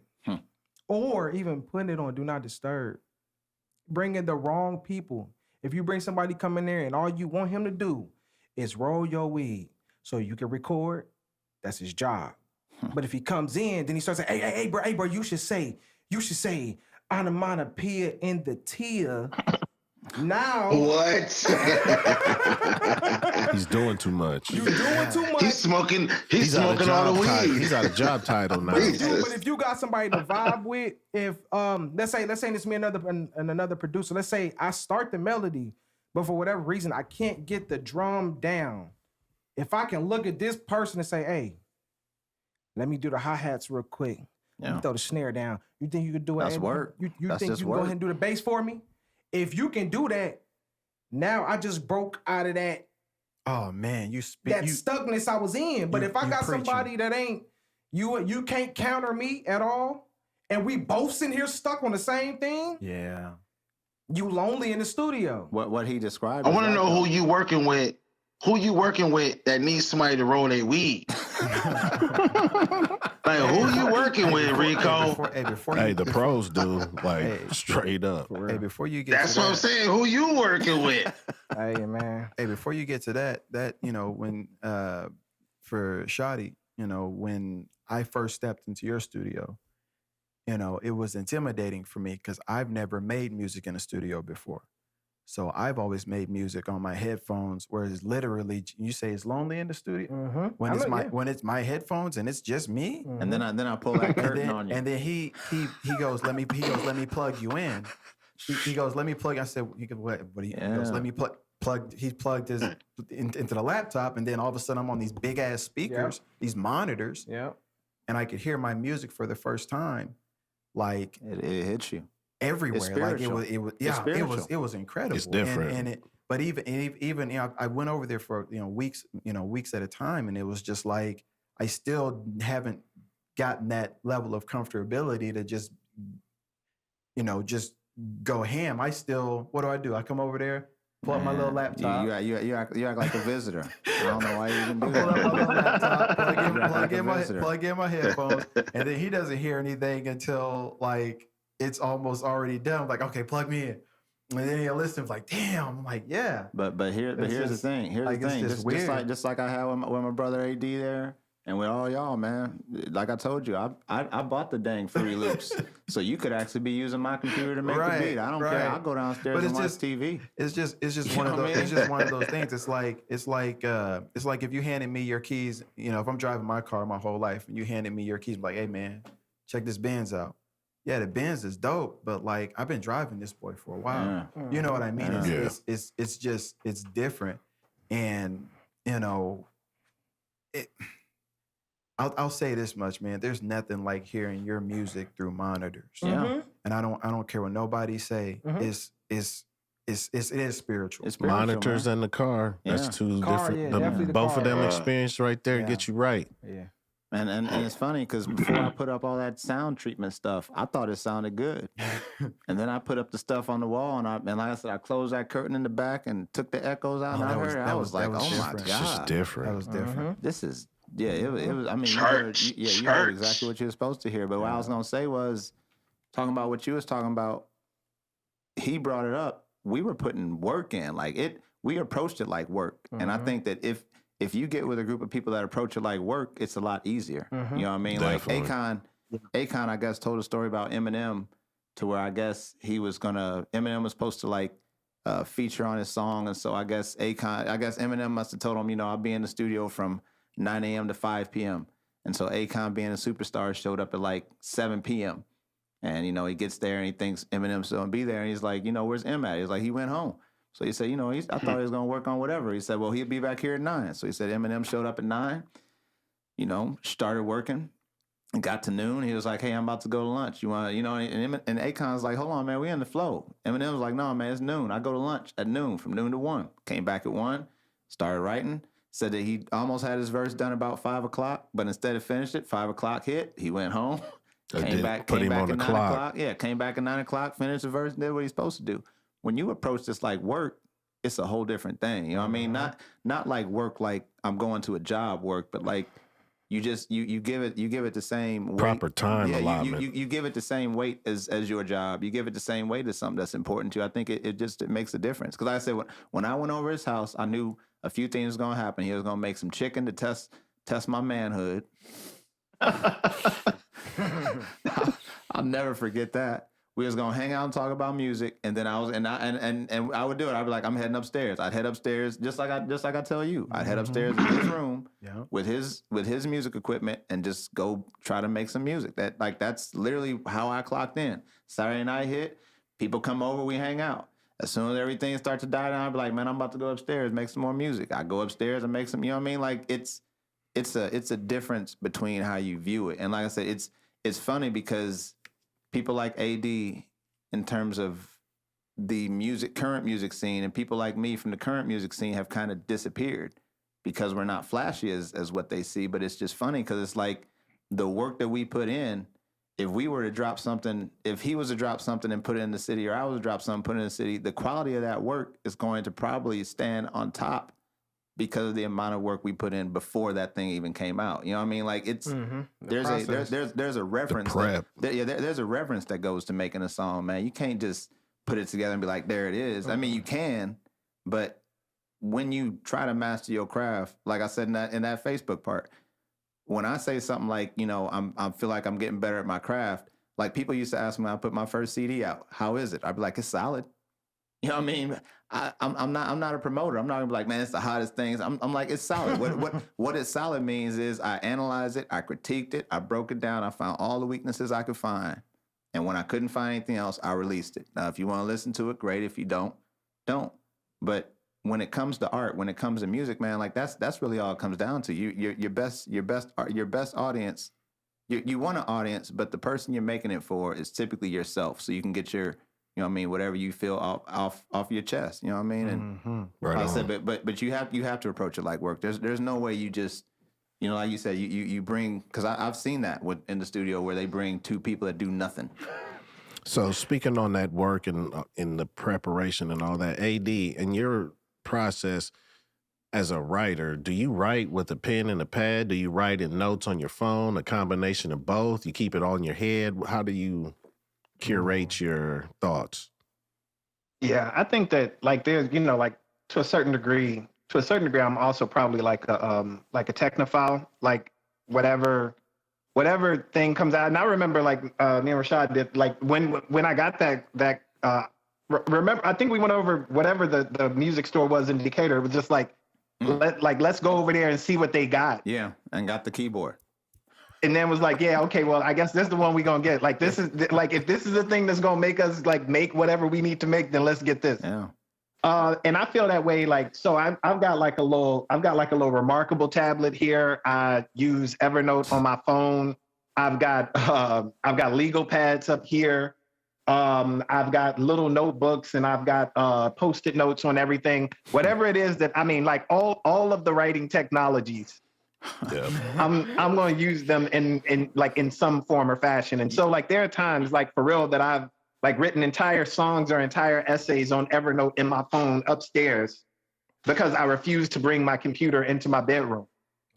Right. But then there are other times where I'm like, like, I'll start on paper and then like I'll just like either get blocked or get like too excited about the thing, and the only way to do it is to move from there, like either move from paper to like some kind like input it either in my phone or in the computer, or like I go and then like I start recording practice takes of the verse, so that like I can hear it being delivered, so that I might finish it. And generally then like because I'm usually putting all of the like I try to provide the lyrics now for everything that I release. I'm usually going to have to commit the lyrics to some document online, so I'll put it in Evernote until I'm actually like writing the liner notes out. You ever wrote a little bar or two on the back of a Walmart receipt? Yeah. No, I write on everything. I write on everything. Like when they used to be some boxes. when it was folks who used to cohabitate with me. Like I remember I had an ex who lived like in when I was in Springfield, and she would come, like want to clean, and I'm like, just don't throw any papers away, because the thing is, I'm going to write on the thing that is. I'm going to write on the thing that's near to me, and you're not going to look on both sides of that paper to see what I wrote on it. And so just leave all, like if there are papers, and so like I have like this little side table that I would have, and it's like, okay, well that's the place. It's going to be messy. Don't clean that up. Don't clean none of that, because like you might think it's trash and you might actually throw a golden bar away, and I'm gonna be real mad about that. That ripped open envelope from that piece of mail. Yeah. It's a verse on the I stay front, writing on envelope. It's a hook on the back. Don't touch that right there. No, I haven't. I've got like little receipts. The bill's still in there. So I got paid CDP about the little $800. I've got like a carbon copy receipt that has like a whole outline of a story on it. That's like folded up in my wallet, and I still haven't taken this thing out to like write the story. And I'm definitely afraid of losing it, because I'm like, no, this is a good idea. I really need to write the story. I still haven't written that story yet. Oh. Yeah, I write on everything. The life of a writer. Oh. Yeah. Scribe.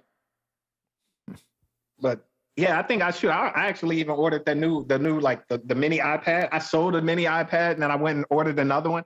I think that's probably just gonna like for teaching, because like I try to use the like the technology in the room. We've got like multiple screens in the room, and I think it'll be easier for me to have that. But I have that, and I was trying to debate whether I would get the Apple Pencil. And like I said, I'm just doing it because it's new technology. It's not gonna make things more efficient. I'm gonna probably go back to like it'll be more likely that I'll write on paper, like the things that I want to, that I'm going, like the music that I'm gonna make.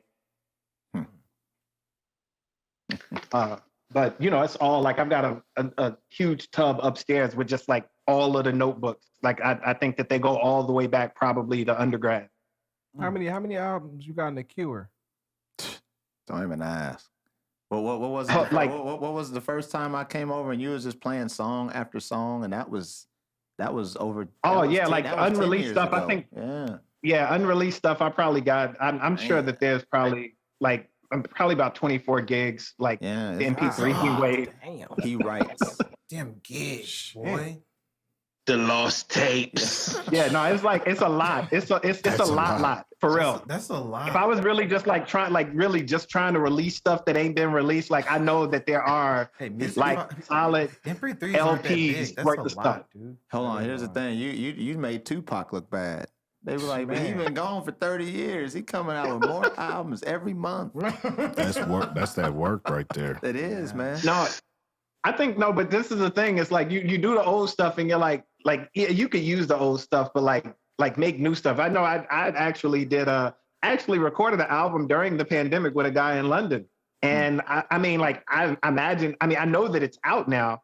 But I just did it. It wasn't a thing that I was like trying to commercially release or anything like this. It was actually a project that he had, and he's got a like a deal with the record label that that he works with. But I like even over the during the pandemic time, I was just like to feel connected to people, I'm just going to do stuff. So we recorded like a full album, I think, in like 4 days. Wow. Hold on, wait. You ain't gonna let that slide by. That was fire. You said he's from overseas, right? London. Yeah, London. So you just gonna throw that out there like that ain't something to be proud about right there? Tuesday. That's humble though, man. No. I mean, I'm just saying we did it. Simple. Yeah, he's working. Simple with knife crimes. His Dr. Dre. Simple little knife crimes. Just did a little album. He gave just a little album. Just a little stabbing. Yeah, I'm just went across the pond. It's not nothing too crazy. A little stabbing. Friendly blow. We were, you know, it was just those knife crimes. Like we just keep the work. Just if you don't have anything to do, like you have to do something with the energy. Like I have to do something with the energy, and so you know, like you make the stuff, and especially if somebody is already going to do like the hard work of like putting the thing out, like you know, like mixing everything, making it sound great, and then like sort of giving it to the world. And all I really got to do is like write a couple verses and then like send them to you. Yeah. Come on. Yeah. Like if that was the way the albums work, you know, like I'd be producing like way more stuff. Yeah. We shot a video during the pandemic too. It was all kinds of like weird, like just not him and I, it was another guy. But it was, I think so far as like productivity, it was a whole lot of that during the pandemic, even though like it was a terrible time. I think that a lot of stuff got done. So I think that happened for a lot of people because like during the first like shutdown, I opened a book. I started reading. Like I actually had time to sit down. I sat down, I just was looking, I said, dang, it's a painting on my wall that I never paid attention to. There's pictures on my wall. Because I'm so used to ripping and running. Then I got time to sit down and read. I was like, I forgot how much I loved reading. Made you slow down a little bit. Yeah, and then that's when I started making beats. I started making beats last year during COVID because before I was so busy engineering, I had no time to learn Fruity Loops. I had no time to learn it. So when I got to sit down for 14 days for the first little lockdown, I was like, whoa. Oh, all right. And it a lot of people had businesses when they came out of COVID, not out of it, but so many people started businesses and then people realized like, dang, I can do my job from home. Yeah, a lot of all of that. A lot of all of that. The corporation like, you know what? Look, just trash the building. Send everybody home. We don't got to pay for that bill. No, that's dope though. That's dope.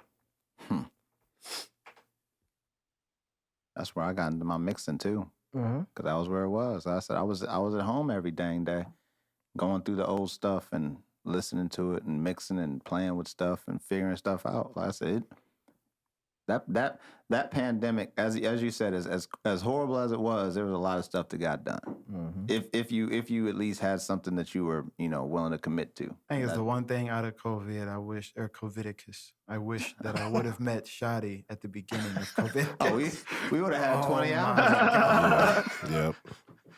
You would have had Brandy mad at me. Like, all you do is sit in the studio. Everything happens for a reason. Yep, I met him and then like got right back into the workforce. Yeah. Damn. Yeah. You'll always make time. If it's what you love, you're going to. You're right. Yeah. So AD, if there was one thing that you could change about the current climate of the music industry, which is hip hop that I'm talking about, what would it be? Yeah. I think that it would be like the audience's listening practices. I think that like a whole lot of people complain about what's not around, and like, well, pop music is pop because it's popular. And so like we have, as consumers of music, we have the ability to make dope shit popular. And so like I would change that, like, like the way that, like if we as audiences to good music changed our standards for what we give our attention to, I think that would like shake everything up. So, that would be my choice. I understand that it's much more complicated than the way that I'm making it seem, but I think that I'm pretty consistent in saying that. How does that happen? How does that happen? How does like what? A stance. You got. How does that shift happen? I think it happens What's a by step just in making that a shift? stance. You make a stance. You make a stance, Yeah. but it's really hard. You make your music the popular music. Well, Yeah, you well, make the people believe that. Well, I think that, but again, like we're like, you can't discount. Like I believe that like again, like capitalism is not. It's also like it can't really be. It can't really be separated from white supremacy, and again, like I believe that it is, like sort of brilliant as technology. And so like capitalism kind of like makes us believe that the shit that is popping is the shit that we need to be paying attention to, but it also like takes our attention away from the things we would rather pay attention to. So then like when we're talking about the stuff that we don't want to pay attention to, we're giving it attention by talking about it as opposed to talking about the things that we should be talking about. So when people ask me about shit that I don't want to talk about, then I just talk about what I'd rather talk about. I think that's an audience thing. That's an audience thing. Like, but if somebody's like, well, I'm gonna get you pissed off by playing Lil Pump for you, and I'm like, well, and what's your opinion? And I'm like, I don't have an opinion about Lil Pump, but I'm looking forward to that new No Name album. Yeah. Mm-hmm. And they ask me another Lil Pump question, and then I'll respond with another No Name response. Mm-hmm. Because like now, and I don't work for her, but the thing is, like somebody who works for Lil Pump is making sure that Lil Pump's name is in your mouth. Right. And so, like it's not like this. It's just like this passive thing that is happening. Like was it Danielle Bergoli? Is that her name? Like the like she, I think Bad Baby is what she goes by. Like there's a reason. Yeah, there's a reason that like her first video had like 24 million hits on YouTube, and I think that like, or there are multiple reasons, and I think that rather than like rage viewing things that we hate, like maybe we could like try to curate the things that we love, like with the people that might appreciate them.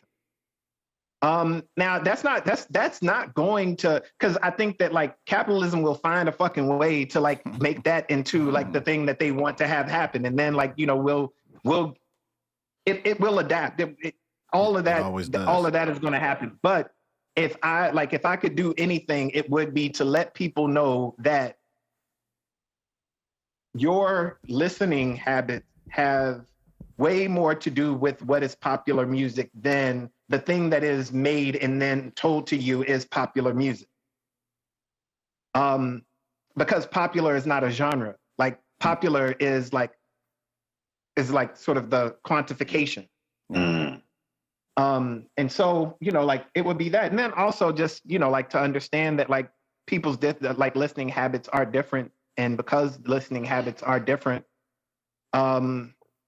maybe that's a tangential conversation. So, I won't go there, but I'm just, but it would definitely be to like, like make sure that audiences know the power that they have. I tell them what I was going to say was along that lines where I always ask my students about, how much do NBA tickets cost? And, like, man, they cost a bunch. I said, but what would happen if we stopped going? Dirt. All of a sudden, that $15,000 ticket's going to drop down to $500. But because people keep paying that $15,000, $20,000, whatever it is, they're going to keep it up there. Oh, that's proven. Take a flight right now. Yeah. Take a flight anywhere right now. Yeah, you can control the cost. You can control what you hear. Just don't listen to it.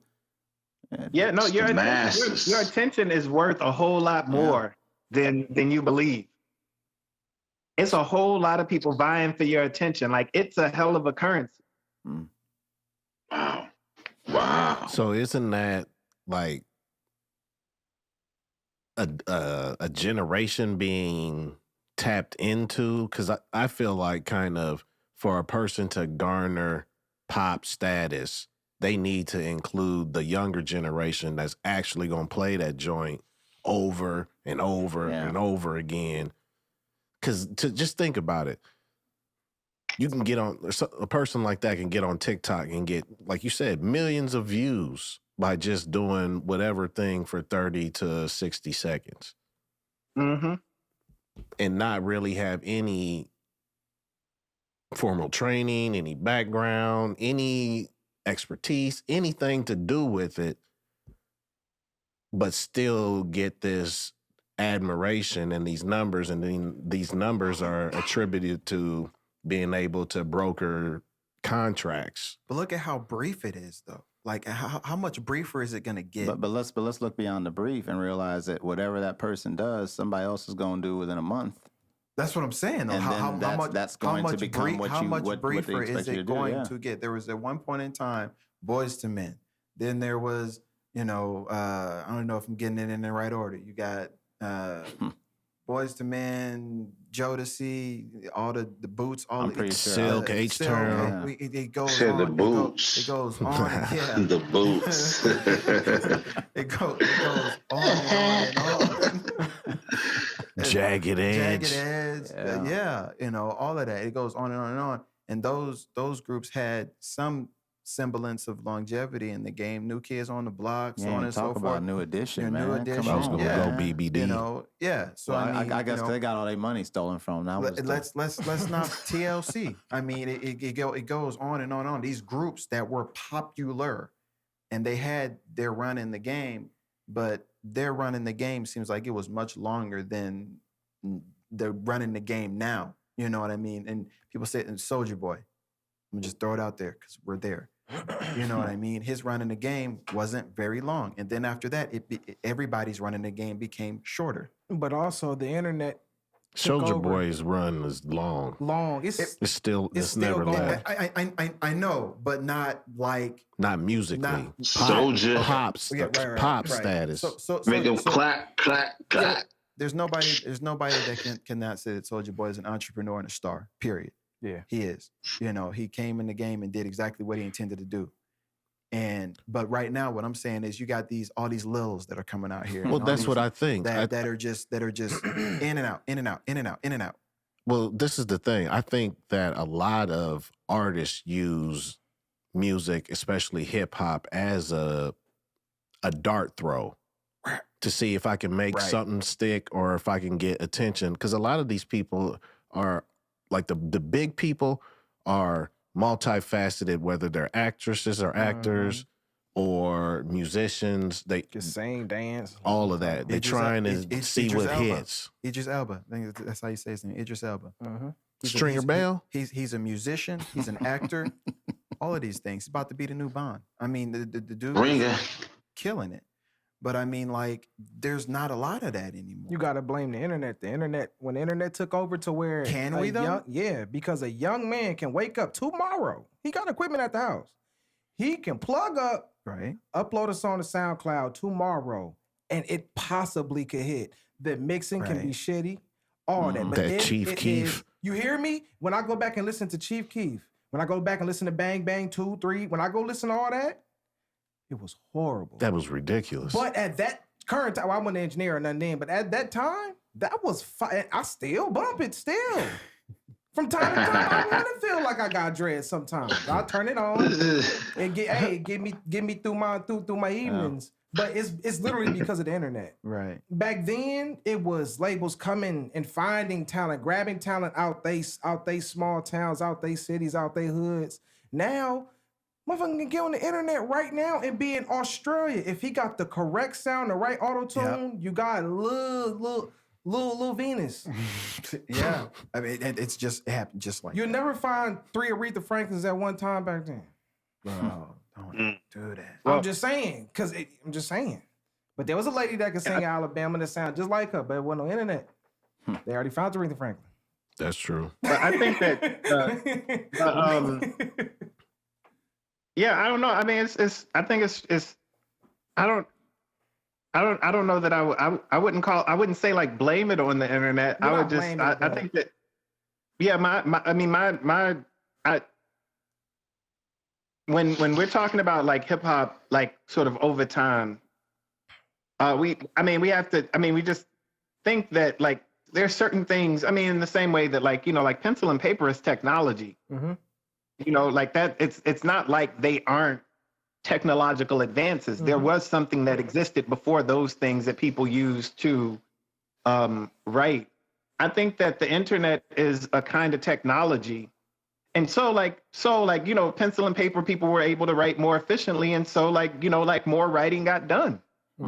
And so what we might call like longevity, like duration changes because of the way that the technology intervenes with the thing that is being produced.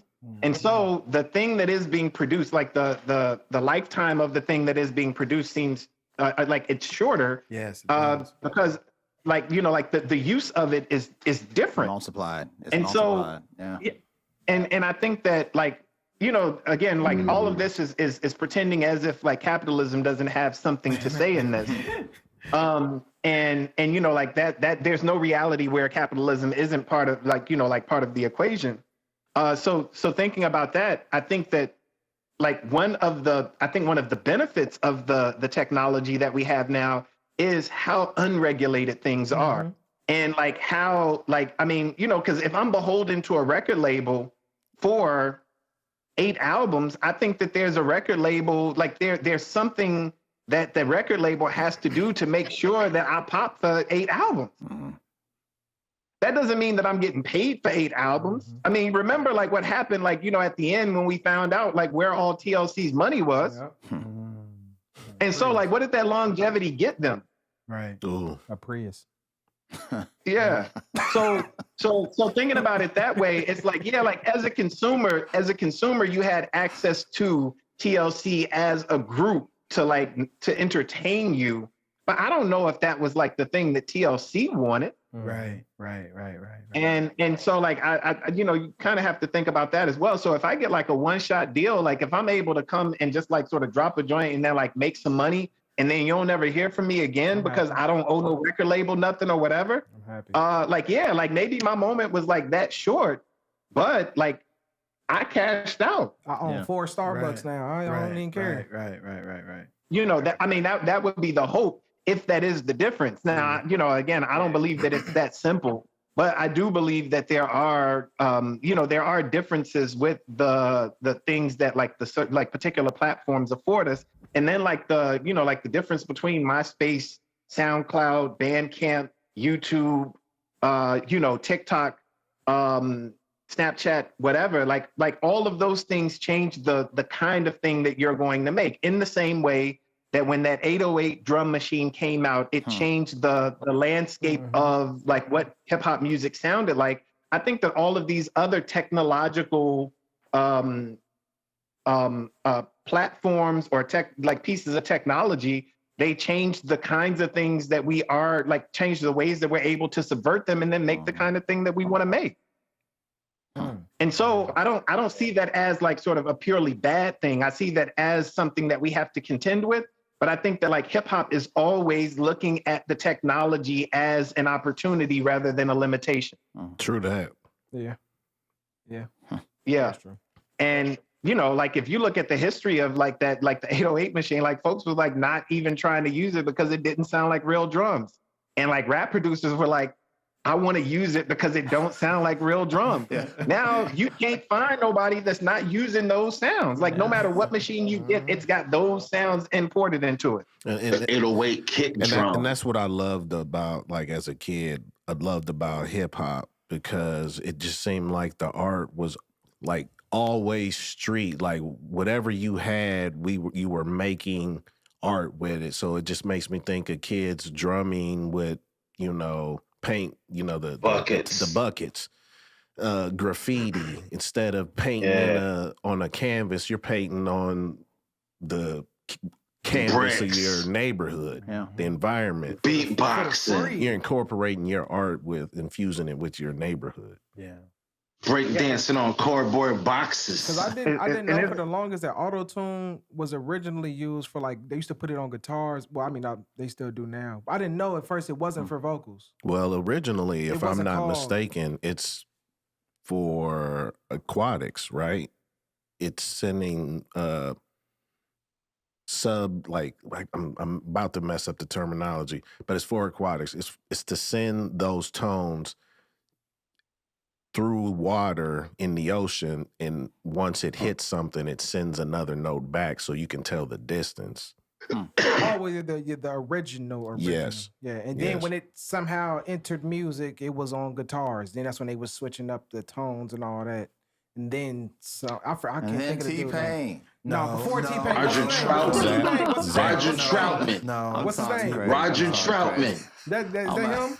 Roger Troutman. But that was something different. That wasn't auto-tune. That was a talk box. That was a talk box. No, that was that was vibrating teeth. That was a talk box, but you're that talking was vibrating about teeth. the talk box. the most proliferant one before. I don't even know if I said that right. You didn't. I did. Prolific. Prolific. There you go. I'll take that one. The most prolific before.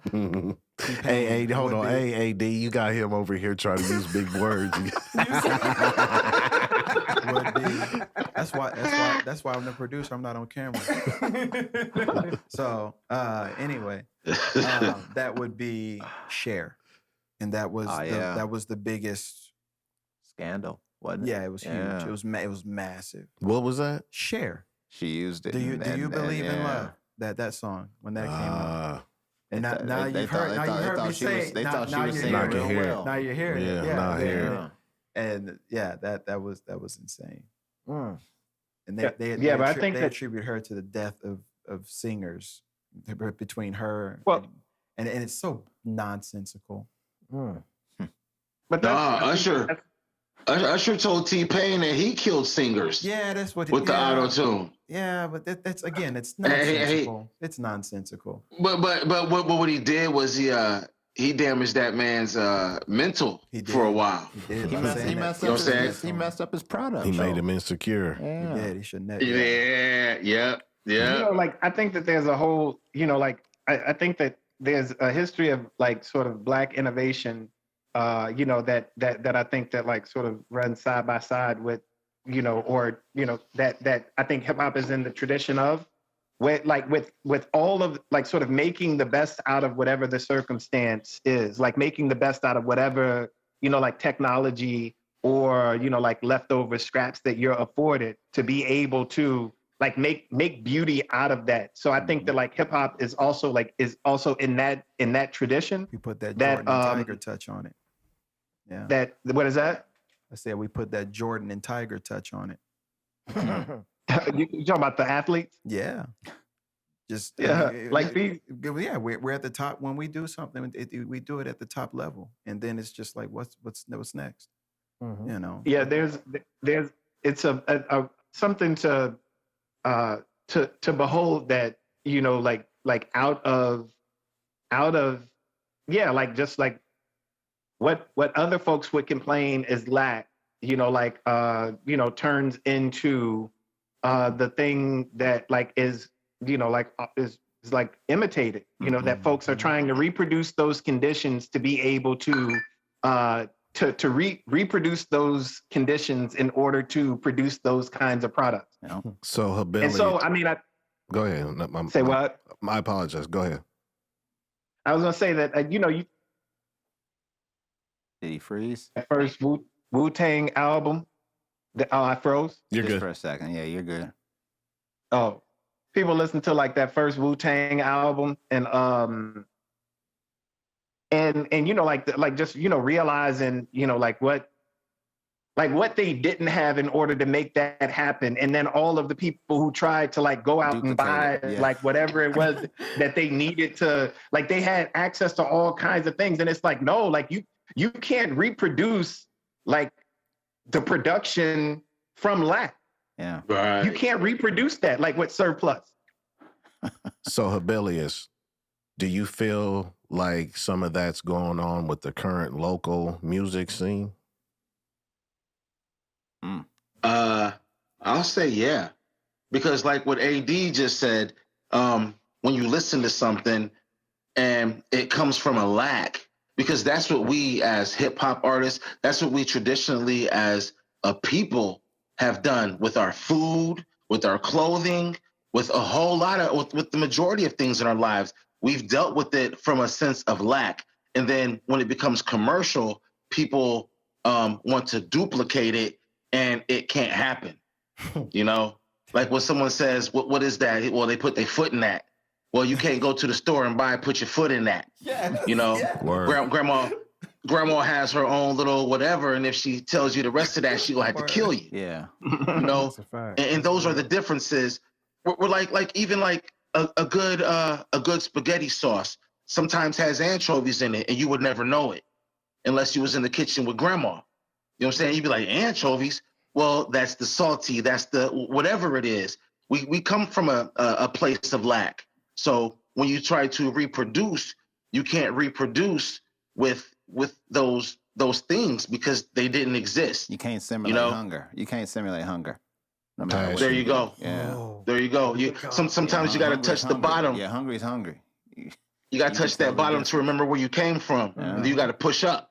Yeah, I can't. And somebody asked me about my music. I said it's hard for me to write stuff because a lot of the stuff I wrote about was from when I was hungry, and until I figure out how to write from a different perspective, I'm not really hungry anymore. You know what I mean? I got me a job. I'm pretty content what's going on. He just said he leveled up very nicely. I like that. I mean, I tell him the reason I'm not a rapper is because I found a job that pays all my bills. Now, you hear me? I'd be foolish to give up a check that pays for my house and all the other things I got.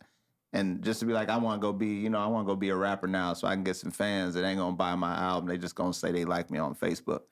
You know what I mean? I need a little bit. I need some struggle in my life. Yeah.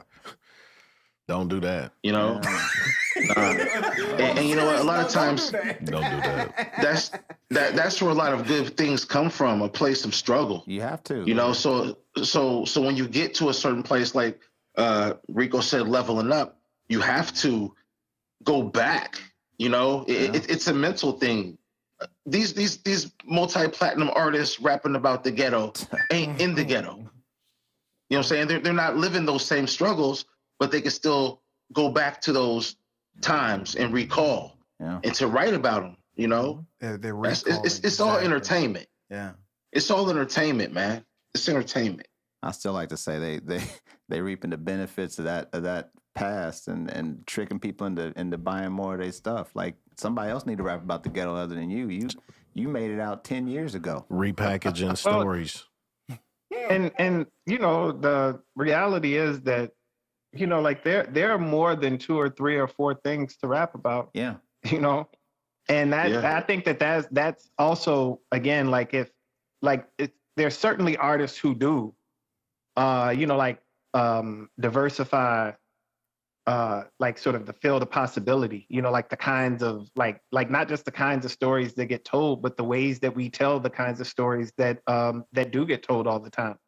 And I think that, you know, like, I think that like, you know, I feel like a little excited about the prospect of folks having better access to these different kinds of ways that people want to like sort of inhabit the life of a rapper. Mm-hmm. And it's not because it's not because there aren't, you know, like adult rappers.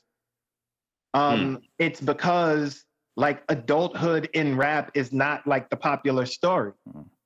Right. And there are, I think, some very deliberate reasons for that. I don't mean that in any kind of conspiratorial way. Like, I mean that, like that, you know, the fact that folks are trying to sell albums to 14-year-olds means that, you know, like you have to like have some kind of like proximity to the 14-year-old consumer.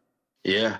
Regardless of what, like, I'm not saying that people are like rappers are pretending to be 14 years old, but you know, like when you have like 50-year-olds pretending to be 20, and then like that's what they're like, sort of the content, like in the perspective of their music, and then like when a person like speaks like an adult in a song, then people are celebrating it as if like these people haven't been adults for 30 years.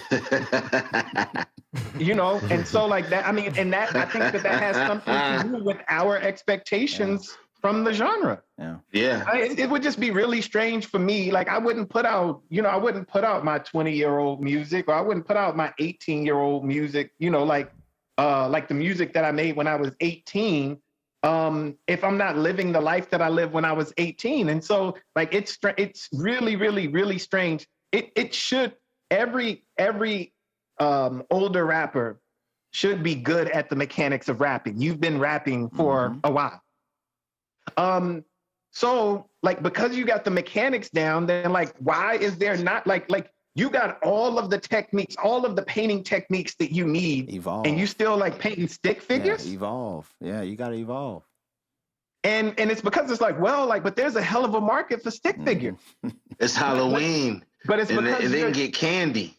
Because you think your ideal audience is 14-year-olds who like only understand stick figures. There are all kinds of people who are out here who are like, yo, like I like landscapes, like I like bowls of fruit, I like profiles, I like portraits with Bob Ross. All of these different things, like the multitude of things that people. And I think that there are people who are producing those things and they find those niche markets, but again. Like those are not the we're not talking about those people. Like Tierra Whack, I think is an incredibly dope MC. Like I think that she's just really dope. And I love the fact that she's not trying to be legible to everybody. She's doing her own shit. And again, as a rapper, she's dope as shit. So it's like the rap thing she's got.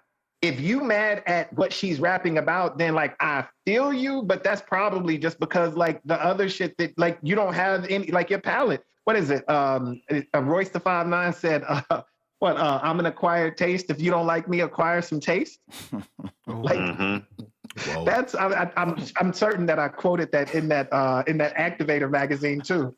Because the same thing. I really feel like shit, I'm gonna make the stuff that I think is dope and I hope it finds an audience, but like I'm not trying I would love for a lot of people to listen to the thing. But that's not the purpose of it. Yeah, I'm not writing this in order to compete with. I'm not writing it to compete with an 18-year-old, and I'm not writing it to compete with my 18-year-old self.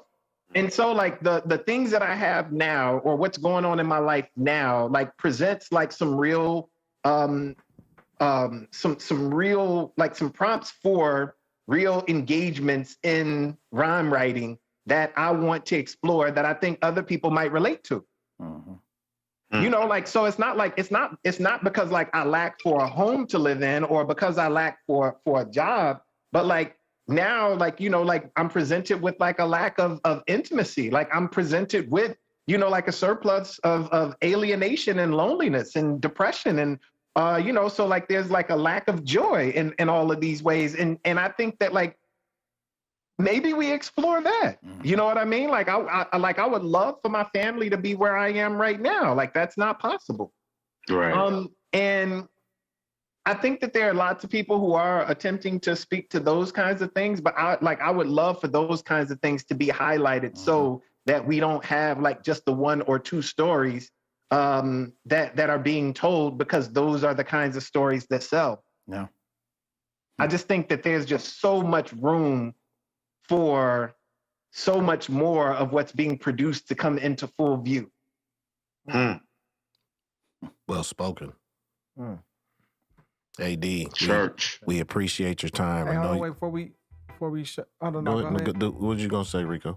I was gonna find a new way to exit the show. We're not doing that, but what was you gonna do?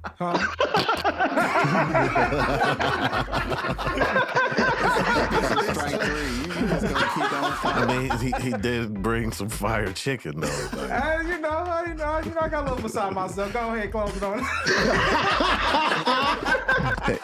Hey, hold on. He's trying to explore one of them routes AD was talking about. He said, let me try a different route. Is there anything you want to leave the listeners with tonight? No, I appreciate y'all time, man. It's been good. I felt like we were sitting on the porch, man. Yeah. I just missed the chicken. Man, yeah. oh my gosh. You're in trouble. Man, yeah, you know what? That's No, my siblings been talking about that. Oh, chicken over here. Y'all, they had chicken. He's talking about Rico's. I'm talking about yours that have you had me sweating on the top of my head and in my forehead and everything, man. Some spicy chicken. I don't know what he put. Listen, chicken all the way around. He would literally just go in there and be like, I just made this up. I put some things together. I'd take a bite and be like, I used to make these sauces, man. I used to keep the deep fryer going, so it was always food and music. Yeah. Hey, nothing wrong with that. Nah, nothing wrong with that at all. That sounds fire. But you know what this is? This is intentional Dangerfield.